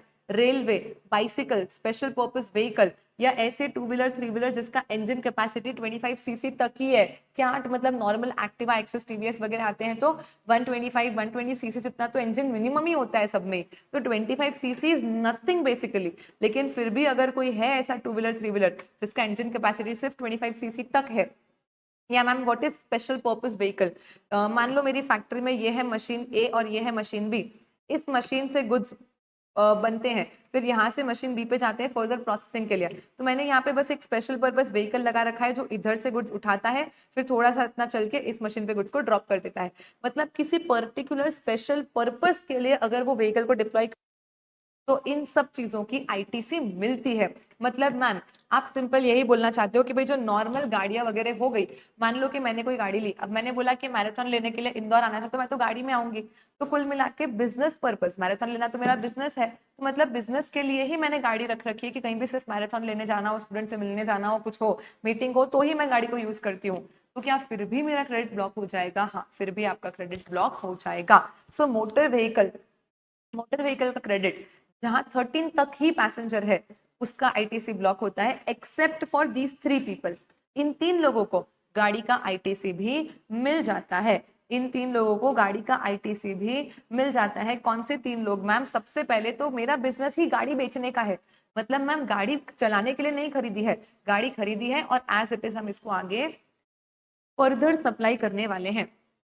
इसी मोटर व्हीकल को हम क्या करने वाले हैं, फर्दर सप्लाई करने वाले हैं। तो मैम मोटर व्हीकल तो हमारे लिए एज गुड एज कोई नॉर्मल गुड्स हो गया। जैसे कैलकुलेटर का बिजनेस होगा तो कैलकुलेटर खरीद के बेचोगे, कपड़ों का काम होगा तो कपड़े खरीद के बेचोगे। बस वैसे मैम मेरा मोटर व्हीकल का काम था तो मैंने मोटर व्हीकल खरीद के बेच दिया, तो उसमें फिर वो तो मेरा एक नॉर्मल परचेज सेल ट्रांजैक्शन हो गया, तो मुझे आईटीसी मिलेगा। दूसरा, अगर मैं मोटर ड्राइविंग स्कूल चलाती हूँ जहाँ पे भाई मैं लोगों को गाड़ी में बिठा के और उनको गाड़ी चलाना सिखाती हूँ, तो मेरा तो मेजर असेट ही कार है। कार होगा तो लोगों को उसमें बिठा के गाड़ी चलाना सिखाऊंगी। तो जो लोग ड्राइविंग स्कूल चलाते हैं, इम्पार्ट ट्रेनिंग करते हैं ड्राइविंग के लिए, उनको भी गाड़ी का आईटीसी मिल जाता है। एंड लास्ट पॉइंट बोलता है ट्रांसपोर्टेशन ऑफ पैसेंजर के लिए आईटीसी मिलेगा। मैम ये थोड़ा सा कॉन्ट्राडिक्टरी नहीं हो गया? अभी आपने बोला कि पैसेंजर को कैरी करने वाली गाड़ी का आईटीसी ब्लॉक है, और अब आप बोल रहे हो कि पैसेंजर के ट्रांसपोर्टेशन के लिए गाड़ी का आईटीसी मिल जाएगा। थोड़ा सा सेंस नहीं बना। कोई मुझे समझाएगा कि ये पॉइंट नंबर 2 का मीनिंग क्या है? By the meaning of transportation of passengers, what they are trying to say, tell me. हाँ, हमने सेक्शन 17 को लर्न करने की एक टेक्निक बनाई थी विच इज 17 पे खतरा। ब्लॉक से ऐसा याद रहेगा आपको, 17 पे खतरा सेक्शन 17(5) में आ जाता है blocked credit.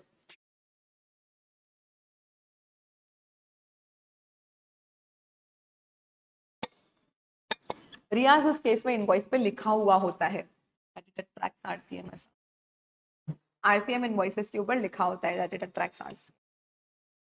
Yes, basically point number 2 में they are talking about the taxis के, मतलब मान लो मैंने गाड़ी परचेस करी मेरे इधर उधर आने जाने के लिए, मेरे स्टाफ के इधर उधर आने जाने के लिए, डायरेक्टर के इधर उधर आने जाने के लिए, उन सब का क्रेडिट ब्लॉक्ड होगा। पर मेरा तो बिजनेस ही टैक्सी ड्राइवर का है भाई, मैं तो टैक्सी लिया, चला चला के लोगों को इधर से उधर ड्रॉप करने का मेरा काम है। तो फिर मेरा मेजर बिजनेस क्या हो गया? टैक्सी चलाना। तो एक ही तो एसेट है मेरे पास, गाड़ी, उसका तो आईटी से मुझे लेने दो। पूरा गाड़ी ही मैं तो बस बिजनेस के लिए ही यूज करे जा रही हूँ। तो यहाँ पे हम टैक्सी वगैरह वाली गाड़ी की यूज का मीनिंग यहाँ पे ले रहे हैं। नॉट कि भाई वो नॉर्मल ट्रांसपोर्टेशन नहीं कि घर से बैठ के ऑफिस चली गई, वो नहीं, बिजनेस ही टैक्सी का है तो उसका आईटीसी मिल जाता है। ठीक है मैम, हम तो बड़े लोग हैं मैम, छोटे छोटे लोगों की बातें क्या करनी मैम। अच्छा लगता है क्या? गाड़ी लेके मैराथन लेने आओगे क्या? मेरे पास प्राइवेट जेट है, चॉपर है, मतलब मैम वेसल और एयरक्राफ्ट ले लिया तो भाई जब गाड़ी का ही आईटीसी ब्लॉक कर दिया तो एयरक्राफ्ट और वेसल का आईटीसी तो कहां से देंगे? उसका भी आईटीसी ब्लॉक हो जाता है। हावेवर वही सेम 3 चीज कि मैम मान लो मैंने प्राइवेट जेट चॉपर नहीं खरीदा, मैं तो खुद इंडिगो हूँ, स्पाइस जेट हूँ, कि भाई मैंने ये एयरक्राफ्ट खरीदा ताकि मैं लोगों को क्या कर सकूं? ट्रांसपोर्टेशन करवा सकूं, तो आईटीसी मिल जाएगा। या as it is vehicle vessel को खरीद के फर्दर सप्लाई करना है, या मैं फ्लाइंग नेविगेटिंग, जैसे गाड़ी में ड्राइविंग होता है वैसे वेसल में नेविगेटिंग होता है और एयरक्राफ्ट में फ्लाइंग होता है। सिखाने का मेरा स्कूल है, driving school, navigating school, flying school, तो मुझे आईटीसी मिलता है। अदरवाइज आईटीसी क्या हो जाता है? ब्लॉक हो जाता है। हाँ, हम एक्चुअली बस में आए हैं मैराथन लेने, वो एक अलग बात है। चलिए, तो हियर वी विल से सबसे पहले motor vehicle designed to carry up to 13 passengers. Aircraft vessel में पैसेंजर की बात ही नहीं करिए, स्ट्रेट अवे ब्लॉकेज, यानी 1 passenger, 2 passenger, 30 passenger, doesn't matter. Personal है, पर्सनल एज इन बिजनेस के लिए। मैं तो बोल सकती हूँ ना कि भाई मेरा एयरक्राफ्ट सिर्फ बिजनेस पर्पस के लिए है, बिजनेस इसमें बैठ के सिर्फ मैराथन ही लेती हूँ, पर फिर भी आईटीसी क्या हो जाएगा? ब्लॉक हो जाएगा। पर्सनल का तो होता ही है, उसमें तो कोई डाउट ही नहीं है। हावेवर इन 3 जगहों पे आईटीसी अवेलेबल हो जाता है। मैम गाड़ी का, वेसल का और एयरक्राफ्ट का आईटीसी तो ब्लॉक है, लेकिन अगर हमने उसका इंश्योरेंस, सर्विस, रिपेयर, मेंटेनेंस वगैरह का खर्चा किया है तो क्या करेंगे? तो देखो कि अगर आपने इंश्योरेंस, सर्विस, रिपेयर, मेंटेनेंस वगैरह का खर्चा करवा दिया तो सिंपल सा सोच लेने का कि क्या जब हमने गाड़ी परचेस करी थी ओरिजिनली उसका आईटीसी मिला था क्या हमको? हाँ, तो फिर गाड़ी का इंश्योरेंस, सर्विस, रिपेयर, मेंटेनेंस सबका आईटीसी मिलेगा। लेकिन अगर गाड़ी, एयरक्राफ्ट और वेसल का ही आईटीसी ब्लॉक हो गया था तो फिर उसका इंश्योरेंस, सर्विस, रिपेयर, मेंटेनेंस सबका आईटीसी भी क्या हो जाएगा? ब्लॉक हो जाएगा। तो सिंपल देखने का कि इंश्योरेंस, सर्विस, रिपेयर, मेंटेनेंस के केस में क्या व्हीकल का खुद का आईटीसी एलिजिबल था? हाँ मैम, तो फिर उसके इंश्योरेंस, सर्विस, रिपेयर, मेंटेनेंस का भी होगा। अगर व्हीकल का खुद का आईटीसी एलिजिबल नहीं है तो फिर उसके इंश्योरेंस, सर्विस, रिपेयर, मेंटेनेंस का भी आईटीसी एलिजिबल नहीं होता है। हावेवर अगर आप मैन्युफैक्चरर हो जो खुद ही व्हीकल, एयरक्राफ्ट वगैरह बनाते हो, इंश्योरेंसेस वगैरह लेते हो, तो आपको आईटीसी मिलता है। या तो आप इंश्योरेंस कंपनी हो। सी अंडरस्टैंड, आज मान लो मैंने गाड़ी खरीदी, और मैं इतनी हैंडल ड्राइवर के मैंने गाड़ी ठोक दी। मैंने क्या करी, गाड़ी ठोक दी। अब गाड़ी का इंश्योरेंस करवाया हुआ था तो मैं गई इंश्योरेंस कंपनी के पास, मैंने बोला लो करवा के दो भाई रिपेयर। तो जब मैंने गाड़ी परचेस करी थी तो गवर्नमेंट ने तो मुझे आईटीसी नहीं लेने दिया था। जब मैंने उसका इंश्योरेंस प्रीमियम भरा तब भी गवर्नमेंट ने आईटीसी नहीं लेने दिया, क्योंकि जब गाड़ी का आईटीसी नहीं मिलेगा तो उसका इंश्योरेंस सर्विस रिपेयर मेंटेनेंस किसी का भी आईटीसी नहीं मिलेगा। लेकिन now we talk about insurance company, कि भाई इंश्योरेंस कंपनी ने अब इस गाड़ी पे रिपेयरिंग का खर्चा इनकर करा, तो क्या इस बेचारी इंश्योरेंस कंपनी को आईटीसी मिल जाएगा? The answer is yes. गाड़ी मेरी है, मुझे गाड़ी का आईटीसी ब्लॉक हुआ था तो मुझे इंश्योरेंस सर्विस रिपेयर मेंटेनेंस सब ब्लॉक होगा। इंश्योरेंस कंपनी ने क्या किया भाई, उसका तो बिजनेस है लोगों को क्लेम्स देना, रिपेयर वगैरह करवा के देना। तो इंश्योरेंस कंपनी जो एयरक्राफ्ट व्हीकल वेसल वगैरह इंश्योर करती है और उनको कोई खर्चा इनकर करना आ जाता है तो उनको भी आईटीसी मिल जाता है। ठीक है ma'am, yes Gautam you can. चलिए उसके बाद food beverages, outdoor catering, beauty treatment, health services, cosmetic, plastic surgery, life insurance, health insurance, या तो फिर ये गाड़ियां परचेज करने का आईटीसी ब्लॉक है, लेकिन मान लो ये गाड़ियां परचेज नहीं करी है, इन गाड़ियों का मैंने क्या कर लिया है, लीजिंग, रेंटिंग, हायरिंग कर लिया। गवर्नमेंट आपने तो बोला था गाड़ी खरीदना मत, एक काम करता हूँ गाड़ी को 100 साल की लीज पे ले लेता हूँ। 100 क्या, गाड़ी तो चलेगी 15-20 साल, एक काम करता हूँ गाड़ी को 20 साल की लीज पे ले लेता हूँ। हमने किया बेसिकली वही है, बस उसको नाम रेंटिंग, लीजिंग, हायरिंग का दे दिया। तो गवर्नमेंट ने बोला तुम शाणे तो हम डेढ़ शाणे। जब हमने गाड़ी का परचेज ही ब्लॉक कर दिया तो उसका लीजिंग, रेंटिंग, हायरिंग के खर्चे का सारा आईटीसी ब्लॉक कर देंगे। मान लो मैंने बोला कि देखो भाई मेरा जिंदा रहना बहुत जरूरी है मेरे बिजनेस के लिए।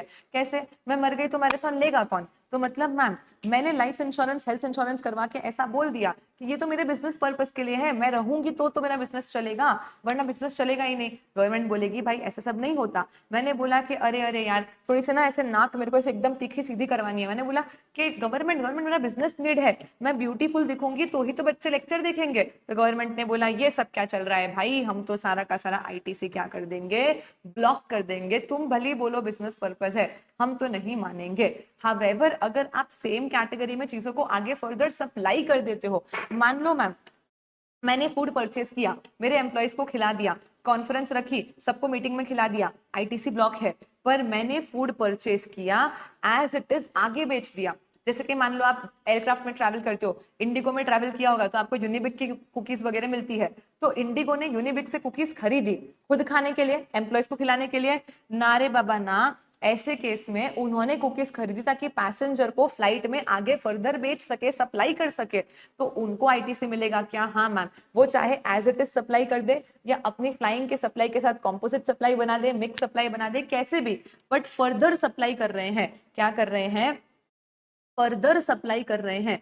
तो ऐसे केस में फिर उनको आईटीसी मिल जाएगा।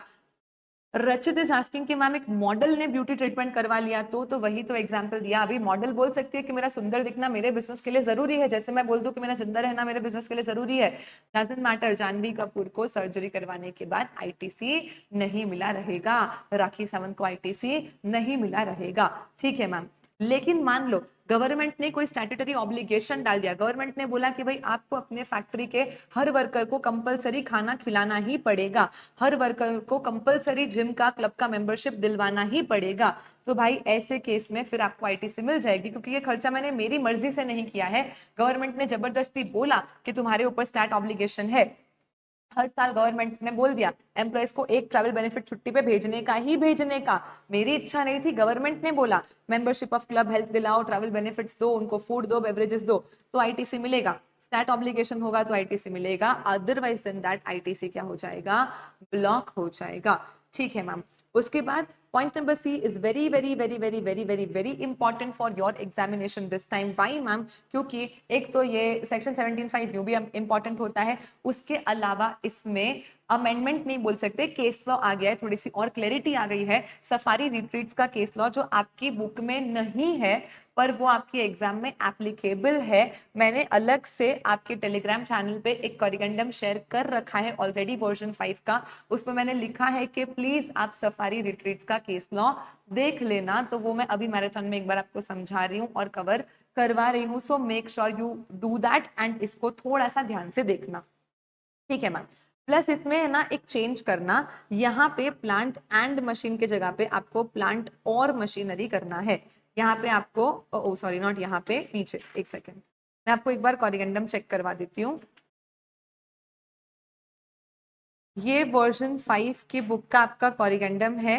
हाँ, ये बराबर है, ऊपर जो लिखा है वो बराबर है। पॉइंट नंबर डी में जहां पे ब्रैकेट में other than plant and machine लिखा है, उसको आपको क्या करना है, प्लांट और मशीन कर देना है। ये इतना सा यहाँ आपको चेंज करना है। पहले मैं आपको ये पॉइंट समझाती हूँ 17.5 एंड उसके बाद ये सफारी रिट्रीट्स का केस लॉ आपको बताती हूँ कि क्या है। अब यहाँ पे सेक्शन 17.5 में गवर्नमेंट बोलती है कि अगर आप अपने बिजनेस पर्पस के लिए भी कोई बिल्डिंग को कंस्ट्रक्ट करवाते हो, कोई इमूवेबल प्रॉपर्टी को कंस्ट्रक्ट करवाते हो, तो हम आपका आईटीसी क्या कर देंगे, ब्लॉक कर देंगे। भाई मान लो मैंने बोला लेट्स अज्यूम यहाँ हमारे साथ है बंदी। बंदी मतलब बंदी, बंदी ही नाम है कि लड़की, बंदी आई गेस सरनेम है, वामसी नाम है। चलिए, तो हमारे साथ है वामसी। तो अब वामसी बन गई है सीए वामसी। वामसी ने सोचा कि भाई मस्त प्रैक्टिस चालू करते हैं और एक ऑफिस बना लेते हैं। तो यहाँ पे वामसी ने क्या करा, एक 3 फ्लोर का बढ़िया सा ऑफिस कंस्ट्रक्ट करवा लिया। अब देखो कंस्ट्रक्शन और वर्क्स कॉन्ट्रैक्ट में फर्क क्या है। तो कंस्ट्रक्शन में मैं सारे मटेरियल्स खुद परचेज करती हूँ, सीमेंट, स्टील, ब्रिक्स, पाइप्स, जाके कारपेंटर लाया, प्लम्बर लाया, सब असेंबल करवाया और मैंने बिल्डिंग इमूवेबल प्रॉपर्टी बनवाया, दैट्स कंस्ट्रक्शन। वर्क्स कॉन्ट्रैक्ट में हम एक वर्क्स कॉन्ट्रैक्टर को लाते हैं, उसको पूरा ठेका देते हैं कि ये भाई तू रख 2 करोड़ रुपए, पूरा बिल्डिंग बनवा के मटेरियल लाके मुझे दे देना। तो 2 तरीके से आप बिल्डिंग बनवा सकते हो, या तो आप खुद से कंस्ट्रक्शन करवाओ या तो फिर आप वर्क्स कॉन्ट्रैक्ट करवाओ। आप कुछ भी करवाओ, दोनों में जो भी खर्चा हुआ है आपका, आईटीसी आपका ब्लॉक हो जाता है। अरे पर मैम, वामसी तो अपने बिजनेस के लिए बिल्डिंग बनवा रही है, लेकिन फिर भी इमूवेबल प्रॉपर्टीज का आईटीसी क्या हो जाता है, ब्लॉक हो जाता है। ठीक है मैम।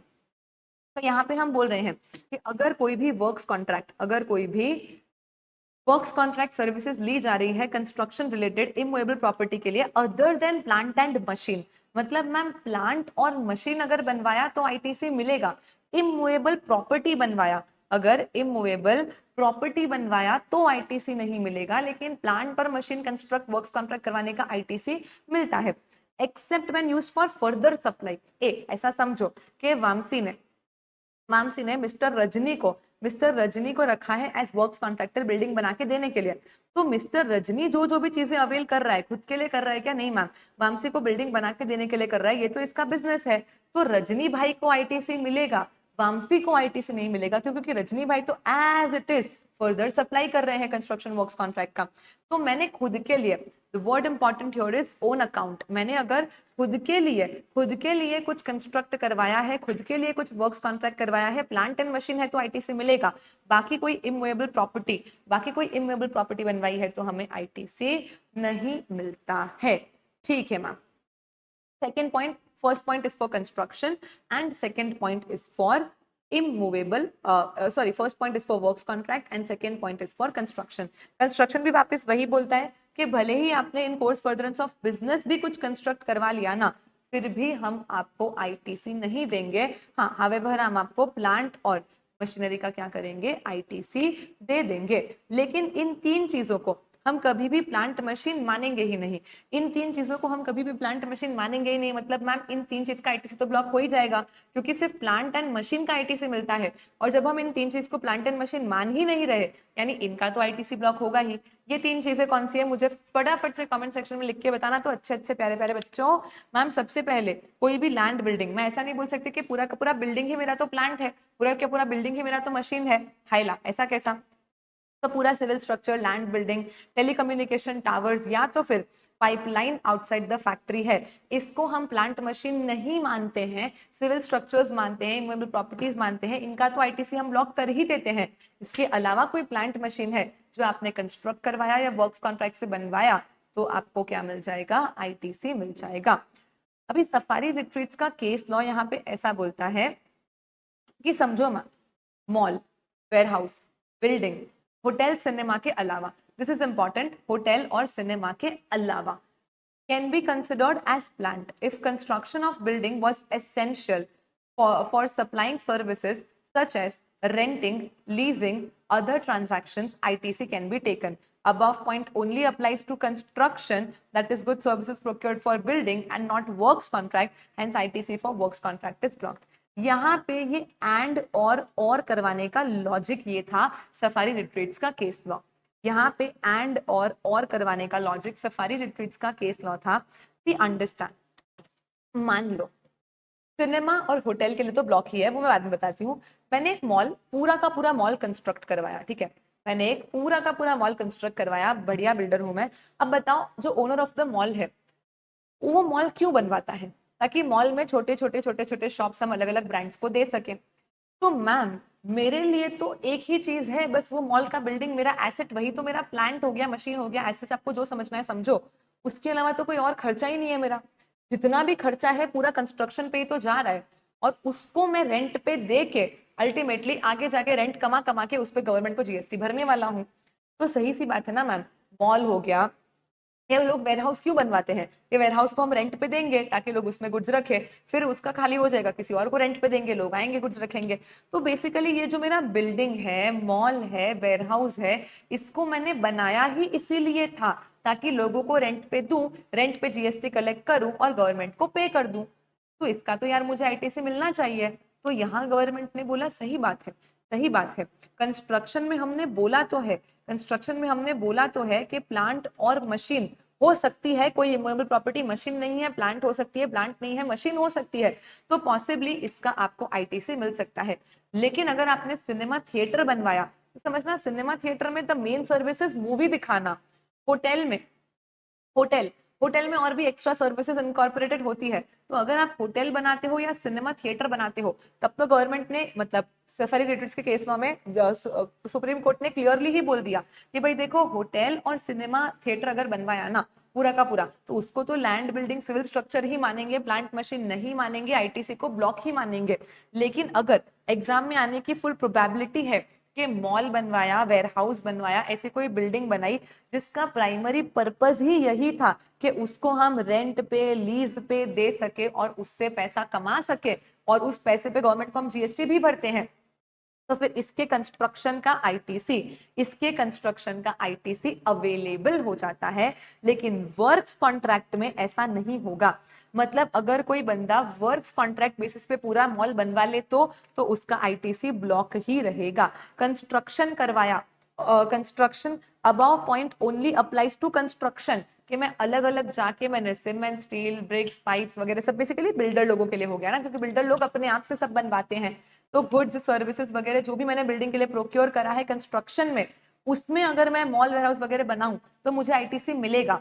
लेकिन अगर वर्क्स कॉन्ट्रैक्ट बेसिस पे काम किया तो जैसे अपन पहले करते थे, वर्क्स कॉन्ट्रैक्ट बेसिस में जैसे अपन पहले करते थे कि चाहे मॉल बनाओ, वेयर हाउस बनाओ, बिल्डिंग बनाओ, सिनेमा बनाओ, होटल बनाओ, कुछ भी बनाओ, अपना ऑफिस बनाओ, वर्क्स कॉन्ट्रैक्ट बेसिस पे, तो हम हमेशा ही इस पूरी चीज को क्या करने वाले हैं, ब्लॉक ही मानने वाले हैं।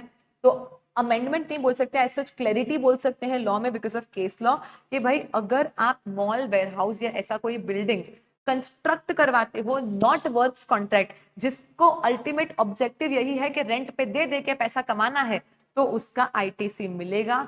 वर्क्स कॉन्ट्रैक्ट में कोई भी बिल्डिंग, सिविल स्ट्रक्चर बनवाओ, आईटीसी नहीं मिलेगा। एंड बाकी जनरली अपना ऑफिस वगैरह, घर वगैरह बनवाने का आईटीसी तो यूं भी चाहे कंस्ट्रक्शन हो चाहे वर्क्स कॉन्ट्रैक्ट हो, ओन अकाउंट पे कभी भी नहीं मिलता है। Is it understood to everyone? Yes Srishti, because वो मशीन तो नहीं है ना, we can consider it as plant as such. हम वही बोल रहे हैं कि यहाँ पे और वर्ड यूज हुआ है, तो हम बोल सकते हैं कि भाई हाँ, हो सकता है कि इमूवेबल प्रॉपर्टी हमारे लिए मशीन नहीं है पर वो प्लांट है, क्योंकि उसी से सारा का सारा रेवेन्यू हमारे लिए जनरेट हो रहा है, उसी को रेंट पे दे दे के हम अल्टीमेटली पैसा कमाने वाले हैं। Is it understood? The safari retreats का case law, please please make sure कि आप यहाँ पे एक स्टार पॉइंट करके और इस चीज को नोट कर ले रहे हो। मैंने ये पीडीएफ आपके टेलीग्राम चैनल पे ऑलरेडी शेयर करके ग्रुप में पिन कर दी है, ठीक है मैम। और ये सारी चीजें सिर्फ कंस्ट्रक्शन वर्क्स कॉन्ट्रैक्ट के लिए, छोटा मोटा रिपेयर, रेनोवेशन वगैरह जो बुक्स में कैपिटलाइज नहीं होता है, उन सब का आईटीसी तो यूं भी मिलता है, कोई टेंशन नहीं है। उसके बाद बाकी सब चीजें अब क्या बन जाती है, एकदम सिंपल बन जाती है। बाकी सब चीजें क्या हो जाती है, सिंपल। हाँ, यस नरेंद्र, देन अवेलेबल। अगर मैम मैं चीजों को कैपिटलाइज नहीं कर रही हूँ, बुक में कंस्ट्रक्शन, रिपेयर, ऑल्ट्रेशन, रेनोवेशन वगैरह करवा रही हूँ, तो फिर वो यहाँ पे वैसे भी फॉल नहीं होता, उन सबका आईटीसी मिल जाता है। उसके अलावा कुछ कॉमन चीजें हैं। एक कॉम्पोजिशन टैक्सेबल पर्सन कभी आईटीसी नहीं ले सकता। अगर आप फ्रॉड करके, आप फ्रॉड वगैरह करते हो, सर्च ड्यूरिंग ट्रांजिट, कॉन्फिस्केशन, पकड़े जाते हो, फिर कोई टैक्सेस भरते हो, उनके आईटीसी नहीं मिलते। पर्सनल कंजम्पशन के लिए कुछ परचेज करा, आईटीसी नहीं मिलेगा। Corporate social responsibility, CSR obligations के चलते जो खर्चे करते हो आईटीसी नहीं मिलता, अगर कभी आपके गुड्स गुम हो जाते हैं, डिस्ट्रॉय हो जाते हैं, चोरी हो जाते हैं, loss, destroyed, stolen, written off, तो बेसिकली आगे वो आपने किसी को बेचे ही नहीं, कभी जीएसटी कलेक्ट करा ही नहीं, तो फिर आपका ही आईटीसी गवर्नमेंट ब्लॉक कर देगी। एंड अगर आप नॉन रेजिडेंट टैक्सेबल पर्सन हो तो आप डोमेस्टिकली जो भी परचेस करो या इंपोर्ट ऑफ सर्विस करो, आपका आईटीसी ब्लॉक हो जाएगा। एक NRTP non resident taxable person के लिए खाली इंपोर्ट ऑफ गुड्स करने पे उसको क्रेडिट मिलता है, जो वो कस्टम के साथ जीएसटी भरता है उसका। उसके अलावा वो इंपोर्ट ऑफ सर्विस करे या डोमेस्टिकली गुड्स सर्विसेज कुछ भी परचेस करे, एनआरटीपी का आईटीसी क्या हो जाता है, ब्लॉक हो जाता है। बोलो understood everyone, we complete entire blocked credit का लिस्ट हियर। नेक्स्ट टॉपिक जो अभी अपन पढ़ रहे हैं, सेक्शन 18 स्पेशल सर्कमस्टेंसेस के साथ लिंकेज इसका, ये सिंपली ऐसा बोलता है, एक सिंपल सी ट्रिक आपको समझनी है कि जब भी हमें आईटीसी अवेल करनी है, हमारे जब यूसेजेस चेंज होते हैं, मान लो हम पहले एक रेगुलर हम कॉम्पोजिशन पर्सन थे और अब हम एक रेगुलर पर्सन बन जाते हैं, तो हमें आईटीसी अवेल करने का मौका मिलता है अपने इनपुट्स कैपिटल गुड्स पे। मान लो पहले हम एग्जेम्प्ट सप्लाईज करते थे, अब हम टैक्सेबल सप्लाईज करने लग गए, तो हमें आईटीसी अवेल करने के मौके मिलते हैं। तो जब जब आपको आईटीसी अवेल करने का मौका देती है गवर्नमेंट, तब तक गवर्नमेंट बोलती है कि भाई लुच्चे पने करेंगे भर भर के, और हम एक एक क्वार्टर का 5% रिवर्सल करवाने के बाद ही तुमको आईटीसी अवेल करने देंगे। देखो होगा क्या, मान लो मैंने मशीन को 4 महीने के लिए यूज किया, जैन फेब मार्च अप्रैल, लेकिन गवर्नमेंट के क्वार्टर तो फिक्स है, गवर्नमेंट बोलेगी जैन फेब मार्च, एक दिन भी अप्रैल का आ गया तो पूरा अप्रैल मई जून, क्या 2 क्वार्टर का क्रेडिट तुमसे रिवर्स करवा देगी? हाँ मैम, 2 क्वार्टर का क्रेडिट रिवर्स करने के बाद जो बचेगा ना, फिर तुम वो अवेल कर पाओगे। तो अवेल करने में लुच्चापना होगा, 5% पर क्वार्टर का क्या करना पड़ेगा, रिवर्सल करना पड़ेगा। लेकिन जब तुम आईटीसी को रिवर्स करने जाओगे, तब गवर्नमेंट बोलेगी कि एक एक महीने का हमको क्या चाहिए, हिसाब चाहिए, 60 मंथ का प्रोपोर्शनेट कैलकुलेशन मुझे चाहिए। अगर मान लो 10 महीने मशीन यूज कर ली, तो फिर 50 महीने का पूरा रिवर्सल करवा देगी। तब हम भी तो बोल सकते हैं कि अरे 10 महीने मतलब 4 क्वार्टर जाने दो ना, 4 क्वार्टर छोड़ के बाकी क्वार्टर का पैसा ले लो ना। ना ना, तब ऐसा नहीं होगा। तब गवर्नमेंट बोलेगी 50 महीने बचे हैं ना, तो पूरा 50 महीने का आईटीसी हमें क्या करो, रिवर्स करके दो। यानी जब जब जब जब आपको स्पेशल सर्कमस्टेंसेज में अवेल करना पड़ जाए फॉर एनी रीजन कि आप कॉम्पो से रेगुलर में, एग्जाम से टैक्सेबल में शिफ्ट होते हो, तो 5% क्वार्टर रिडक्शन करके आईटीसी को अवेल करने का। जब भी आपको रिवर्सल करना आए तो आपको 60 मंथ का प्रोपोर्शनेट कैलकुलेशन करके रिवर्सल कर देने का। ये कोई थंब रूल नहीं है, एग्जाम में लिख के मत आना, मॉड्यूल में नहीं है, ये अपना पर्सनल टेक्निक है जो आपको किसी को भी बताना है। बोलो यस मैम, आवी गयु बद्धू समझण पड़ी गई हमने। तो देखो यहाँ पे सेक्शन 18 स्पेशल सर्कमस्टेंसेस, जब हम बनते हैं कॉम्पो से रेगुलर, कब बन सकते हैं, सिर्फ साल के शुरुआत में 1 अप्रैल को 30 दिन मिलते हैं आईटीसी अवेल करने के लिए। स्टॉक का तो सिंपल है, आप स्टॉक से इनवॉइसेस मैच करके आईटीसी ले सकते हो, बस 1 साल से पुराना नहीं होना चाहिए। और कैपिटल गुड्स के लिए 5% क्वार्टर रिडक्शन करके आपका काम हो जाएगा। रेगुलर से कॉम्पो बनते हो तो रिवर्सल के लिए 60 डेज मिलते हैं। इनपुट्स पे वही फुल आईटीसी रिवर्स कर दो, और कैपिटल गुड्स पे रिमेनिंग 60 मंथ्स के हिसाब से जितना भी लाइफ बचता है रिवर्सल कर दो 60 मंथ्स। क्यों मैम? क्योंकि सारे कैपिटल गुड्स का लाइफ जीएसटी में क्या अज्यूम कर रखा है, 5 साल। एग्जाम से टैक्सेबल बनो तो भी सेम ट्रीटमेंट, टैक्सेबल से एग्जाम बनोगे तो भी सेम ट्रीटमेंट। बोलो ma'am perfectly clear, now everything understood. बोलो बोलो बोलो जल्दी, यस मैम। हम ऑलमोस्ट चैप्टर खत्म करने आए हैं, फटाफट से मेरे को बताओ हाँ हाँ हाँ मैम। चलिए, now we understand treatment of ITC in case of fresh registration. पहली बार लिया है रजिस्ट्रेशन। अब देखो ना, 2 चीज होती है ना।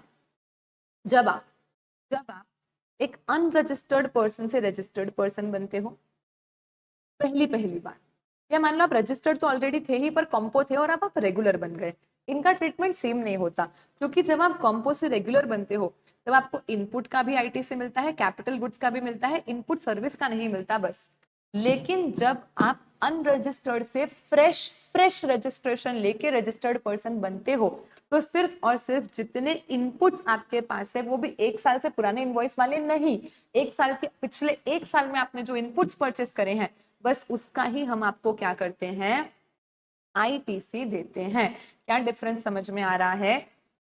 कॉम्पो से रेगुलर बनते हैं तो इनपुट कैपिटल गुड्स सबका आईटीसी मिलता है, इनपुट सर्विस का नहीं मिलता। कैपिटल गुड्स का कैसे मिलेगा? वही 5% क्वार्टर रिडक्शन करके अभी अभी अपन ने देखा। लेकिन यूआरपी से आरपी जब बन रहे हैं, पहली बार फ्रेश रजिस्ट्रेशन ले रहे हैं, तो ऐसे केस में हमें सिर्फ इनपुट्स का आईटीसी मिलता है और इनपुट सर्विसेज का आईटीसी हमें नहीं मिलता है।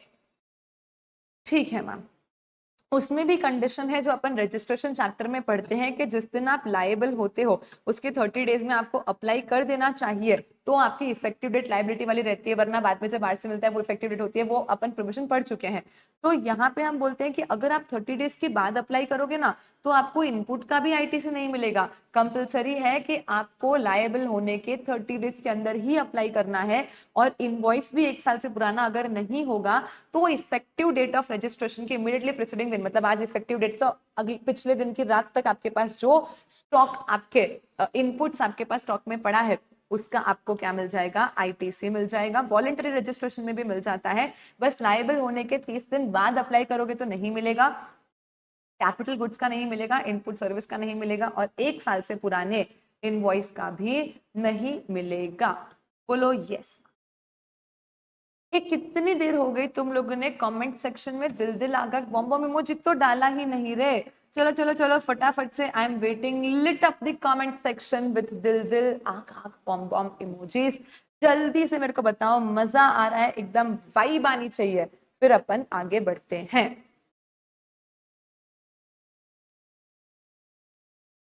चलो चलो चलो क्विकली गाइस, लाइक करो वीडियो फटाफट फटाफट फटाफट से, मजा आ रहा है तो।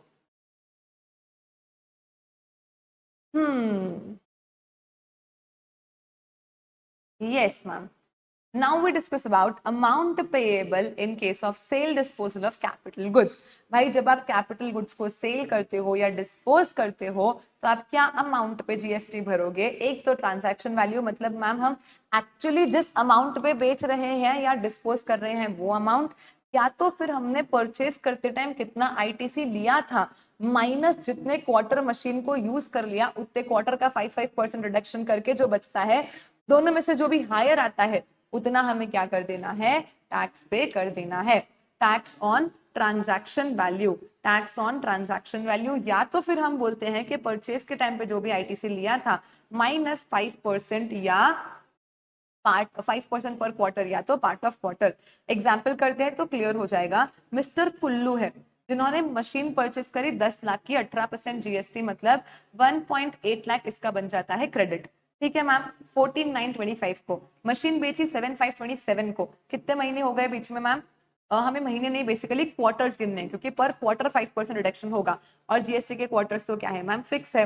तो जैन फेब मार्च अप्रैल मई जून जुलाई अगस्त सितंबर, सितंबर आ गया तो ये पूरा क्वार्टर आ जाएगा, जुलाई अगस्त सितंबर वाला, एंड प्लस अक्टूबर नवंबर दिसंबर वाला 2025, प्लस मैम पूरा 2026 तो है ही, उसके 4 क्वार्टर, और 2027 का जैन फेब मार्च और अप्रैल मई जून, 2 क्वार्टर 27 के। 1 + 1 + 4 + 2 मैथमेटिक्स जिसको आएगा वो बताएगा कि 4 क्वार्टर्स यहाँ पे हो गए हैं।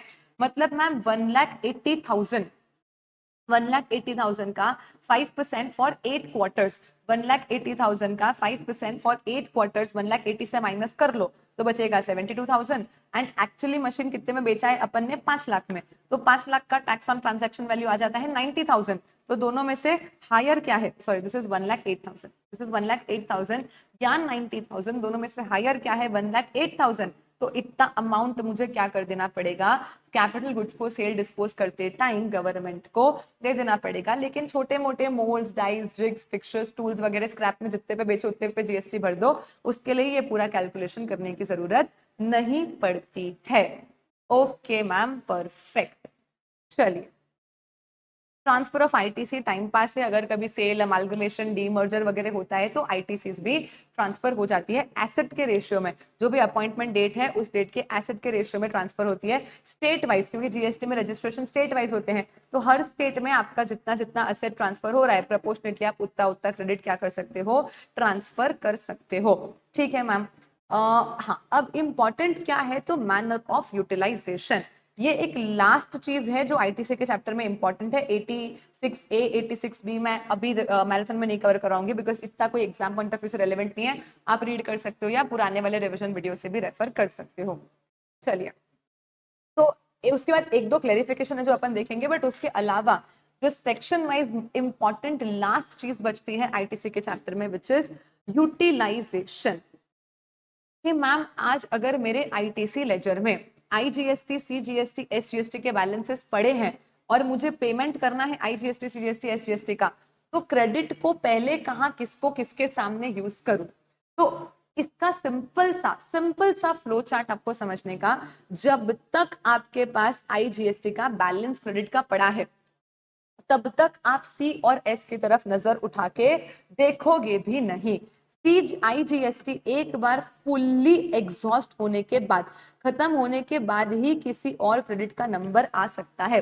तो जब तक मेरे पास आईजीएसटी का बैलेंस अवेलेबल है तब तक मुझे पेमेंट्स के लिए आईजीएसटी को ही यूज करते रहना पड़ेगा। अब सब ऑफ कोर्स सबसे पहले खुद की ही हेल्प करेंगे। तो यहाँ पे आई विल से कि अगर कोई आईजीएसटी का पेएबल है तो उसको सेट ऑफ करने के लिए मुझे सबसे पहले आईजीएसटी का बैलेंस यूज करना है। अगर अब भी कुछ बच जाता है तो मैं आगे नहीं बढ़ूंगी, सी या एस जिसको भी मेरी ज्यादा जरूरत है उसके सामने मैं सेट ऑफ होके आईजीएसटी को पूरा खत्म करके, एग्जॉस्ट करके, उसके बाद मैं सीजीएसटी की तरफ बढ़ जाऊंगी। अब सीजीएसटी भी पहले खुद की मदद करेगा और उसके पास कुछ एक्स्ट्रा है, आई में कम पड़ रहा था तो आई को दे देगा। एंड उसके बाद हो सकता है कि सीजीएसटी का बैलेंस पड़ा रहा हो थोड़ा बहुत, पर हमको एस की तरफ जाना पड़ जाए। क्यों? क्योंकि अगर पेएबल एस का करना है तो सी तो उसकी हेल्प कर नहीं पाएगा, तो एस पहले एस की हेल्प कर लेगा और फिर कुछ बच जाता है तो आई की हेल्प कर लेगा। ये क्या हो जाएगा, ये क्या हो जाएगा अपना यहाँ पे पूरा। चलिए, वो ट्रिक रजनी सिर्फ सेक्शन 18 के लिए है, ठीक है मैम, जो अपने स्पेशल यूसेजेस वाले पॉइंट है उसमें।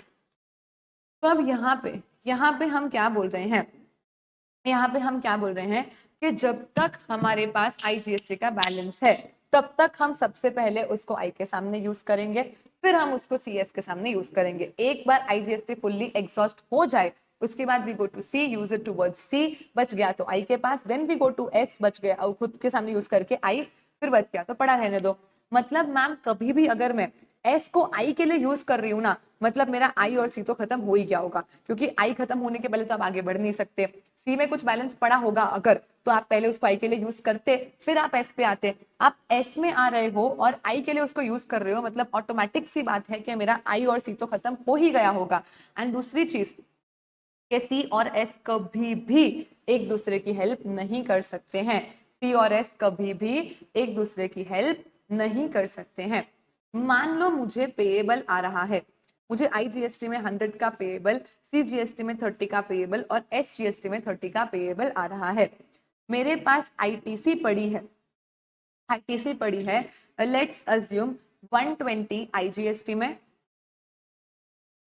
80 सीजीएसटी में और 5 रुपीज एसजीएसटी में। ये मेरे पास आईटीसी पड़ी है। 120 प्लस 80 200 एंड 200 प्लस 5 205 का मेरे पास क्या पड़ा है, आईटीसी पड़ा है। एंड मेरा टोटल पेएबल क्या आ रहा है, तो 160 का। नाउ टेल मी क्विकली कैसे यूटिलाइज होगा, क्या होगा, चलो बताओ फटाफट से। This is payable. मैम दिखने में तो ऐसा ही दिख रहा है कि क्योंकि हमारा पेएबल इतना कम है, सिर्फ 160 है, और आईटीसी हमारे पास इतना ज्यादा 205 का पड़ा है, मतलब पे करना तो शायद कैश से कुछ ना ही आए, ऐसा होगा या क्या होगा? फटाफट से एक बार कोशिश करके मुझे आंसर दो। मैम जब तक हमारे पास आईजीएसटी का बैलेंस है तब तक हम किसी को यूज नहीं कर सकते, आई को ही खत्म करना पड़ेगा। तो मैम देखो ये जो 120 है तो पहले हमें 100 पे करना है, जो 100 आई का खुद का पे करना है वो तो हम पे करके फ्री हो जाए, तो 120 में से आई का 100 पे करके ये तो हमने फ्री कर दिया। हमारे पास 20 और बचा है। अब मैं इसको सी में भी यूज कर सकती हूँ, एस में भी यूज कर सकती हूँ, कहीं भी कर सकती हूँ, पर मेरी समझदारी क्या होगी कि मैं इसको कहाँ यूज करूं, एस में ही यूज करूं। क्यों मैम? क्योंकि एस में आईटी से सिर्फ 5 का है और पे करना है 30 मुझे, तो वहीं पे कम पड़ेगा ना। सी में तो ऑलरेडी पेएबल से बहुत ज्यादा क्रेडिट है मेरे पास, तो सी में यूज करने का तो कोई सेंस नहीं बनता। मेरी जरूरत एस को है, तो मैं क्या करूंगी, 20 मेरा एस में यूज करके आई को पूरा फुल्ली एग्जॉस्ट करके फिर हम आगे बढ़ेंगे सी की तरफ। अब सी बोलेगा मेरे पास 80 का बैलेंस है, भरना मुझे सिर्फ 30 है, तो 80 में से 30 यूज कर लो, बात खत्म। 50 अभी भी मेरे पास कैरी फॉरवर्ड होके पड़ा है, लेकिन क्या वो एस की हेल्प कर पाएगा? नहीं कर पाएगा मैम। तो अब हम एस के पास गए, एस ने बोला भाई मेरे पास तो 5 ही है, ले ले पूरा 5, लेकिन फिर भी 5 मुझे और यहाँ पे क्या बच जाएगा? पेएबल बच जाएगा। मतलब इतना सारा बैलेंस होने के बाद भी, 50 रुपीज कैरी फॉरवर्ड होने के बाद भी मुझे 5 रुपए कैश से पे करने पड़ जाएंगे। क्यों मैम? क्योंकि सी और एस आपस में एक दूसरे की हेल्प नहीं कर पाएंगे। Is the manner of utilisation absolutely clear to everyone? Say yes ma'am. बोलो perfect. Perfect ma'am, perfect. Done. This is very important, क्योंकि अगर बड़ा कंपटीशन का क्वेश्चन आता है तो वो आपको पेएबल देंगे, वो आपको आईटीसी भी देंगे, तो कैसे किसके सामने कितना सेट ऑफ करना है वो आपको देखना ही पड़ेगा। बराबर है मैम। तो एज सच यहाँ पे अपना पूरा चैप्टर खत्म हो गया है आईटीसी का। रूल 86A सिंपल है कि भाई अगर आप कुछ गड़बड़ करते हो, फ्रॉड करते हो, नॉन एग्जिस्टेंट हो, रिसिप्ट बिना गुड्स ले लेते हो वगैरह वगैरह, तो ऑफिसर्स आपके आईटीसी लेजर में क्रेडिट होने के बाद भी उसको रिस्ट्रिक्ट कर सकते हैं। एंड रूल 86 भी बोलता है कि भाई अगर आपका टर्नओवर 50 लाख से ज्यादा किस महीने में होता है तो आपके टोटल आउटवर्ड पेएबल का 99% मैक्सिमम क्रेडिट यूज कर सकते हो, 1% तो कैश से पे करना होता है, बट उसके कुछ एक्सेप्शंस भी है, ये आप सेल्फ रीड कर सकते हो, नहीं तो पुराने रिविजन वीडियो से भी देख सकते हो।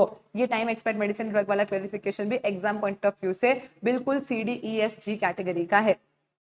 Yes, this is important because amendment है, तो आ सकता है ITC in respect of demo vehicles for transportation of passengers. अब देखना सेक्शन 17(5). सेक्शन 17(5) ब्लॉक क्रेडिट में अपन ने पढ़ा कि अगर 13 पैसेंजर तक का गाड़ी खरीदते हो तो आईटीसी ब्लॉक हो जाएगा। लेकिन यहाँ पे हम बोल रहे हैं कि अगर हम डीलर है, हमने डेमो व्हीकल खरीदा, देखो समझना, वहां पे एक पॉइंट था कि अगर आप गाड़ी परचेज करके फर्दर सप्लाई करते हो तो आपको आईटीसी मिल जाएगा। लेकिन मैम मैं गाड़ियां तो फर्दर सप्लाई कर रहा हूँ, पर वो फर्दर सप्लाई करने के लिए एक डेमो व्हीकल परचेज कर लिया तो गवर्नमेंट बोलती है कि देखो अगर आप वैसे सिमिलर टाइप की गाड़ियां बेच रहे हो, खुद अपने नाम पे इनवॉइस इशू करके लोगों को गाड़ियां बेच रहे हो, मतलब बेसिकली तो आप फर्दर गाड़ियां सप्लाई करने के बिजनेस में ही हो, तो आपने जो लोगों को दिखाने के लिए, टेस्ट ड्राइव में चलाने के लिए डेमो व्हीकल परचेज करा होगा, उसका भी हम तुमको आईटीसी दे देंगे। क्या बोला? उसका भी हम तुमको आईटीसी दे देंगे। It is not in course Gunjan. Demo vehicle promote sale of similar type of motor vehicles.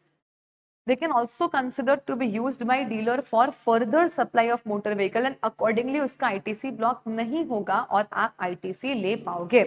However कुछ केसेस कैसे होते पता है, जहाँ पे हम खुद अपने नाम पे इनवॉइस इशू करके गाड़ियां फर्दर सप्लाई नहीं करते, हम बस एज एन एजेंट एक्ट करते हैं कि भाई लोग आए, उनको डेमो व्हीकल दिखा दिया, अगर पसंद आ भी गया तो हम अपना कमीशन लेते हैं और इनवॉइसिंग बिलिंग हम पूरा ओरिजिनल कंपनी से करवाते हैं, हमारे ऊपर जो डीलर होगा उससे करवाते हैं। तो ऐसे केस में क्योंकि आप डायरेक्टली फर्दर सप्लाई में इन्वॉल्व नहीं हो, आपका बिजनेस क्या है? कमीशन खाना, कट खाना। अल्टीमेटली आपका बिजनेस कमीशन खाना है, ना कि गाड़ी बेचना है, तो फिर आपको डेमो व्हीकल का आईटीसी मिलेगा क्या? नहीं मैम। बेसिकली बॉटम लाइन इतना बोलती है कि अगर आप ऐसे पर्सन हो जो खुद अपने नाम पे इनवॉइस इशू करके गाड़ियां बेचता है, तो डेमो व्हीकल का आईटीसी मिलेगा। लेकिन आप डेमो व्हीकल दिखाते हो और बिलिंग अपने नाम पे नहीं करते, आपका बिलिंग सिर्फ कमीशन का होता है, बिलिंग पूरा ओरिजिनल कंपनी ही करती है, तो फिर डेमो व्हीकल का आपको आईटीसी नहीं मिलेगा।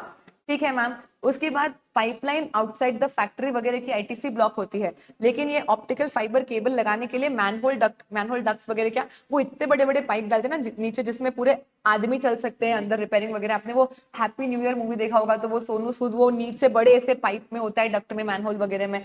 तो ये जो ऑप्टिकल फाइबर केबल्स लगाने के लिए ऐसे बड़े बड़े मैनहोल्स, डक्ट्स वगैरह डाले जाते हैं, इनको भी हम प्लांट मशीन मानते हैं, पाइपलाइन आउटसाइड द फैक्ट्री नहीं मानते हैं, और इनका आईटीसी हम क्या कर देते हैं? अलाउ कर देते हैं। उसके बाद ये मोल्स डाइज वाला भी कोई एग्जाम पॉइंट ऑफ व्यू से इंपॉर्टेंट नहीं है। बोलो डन।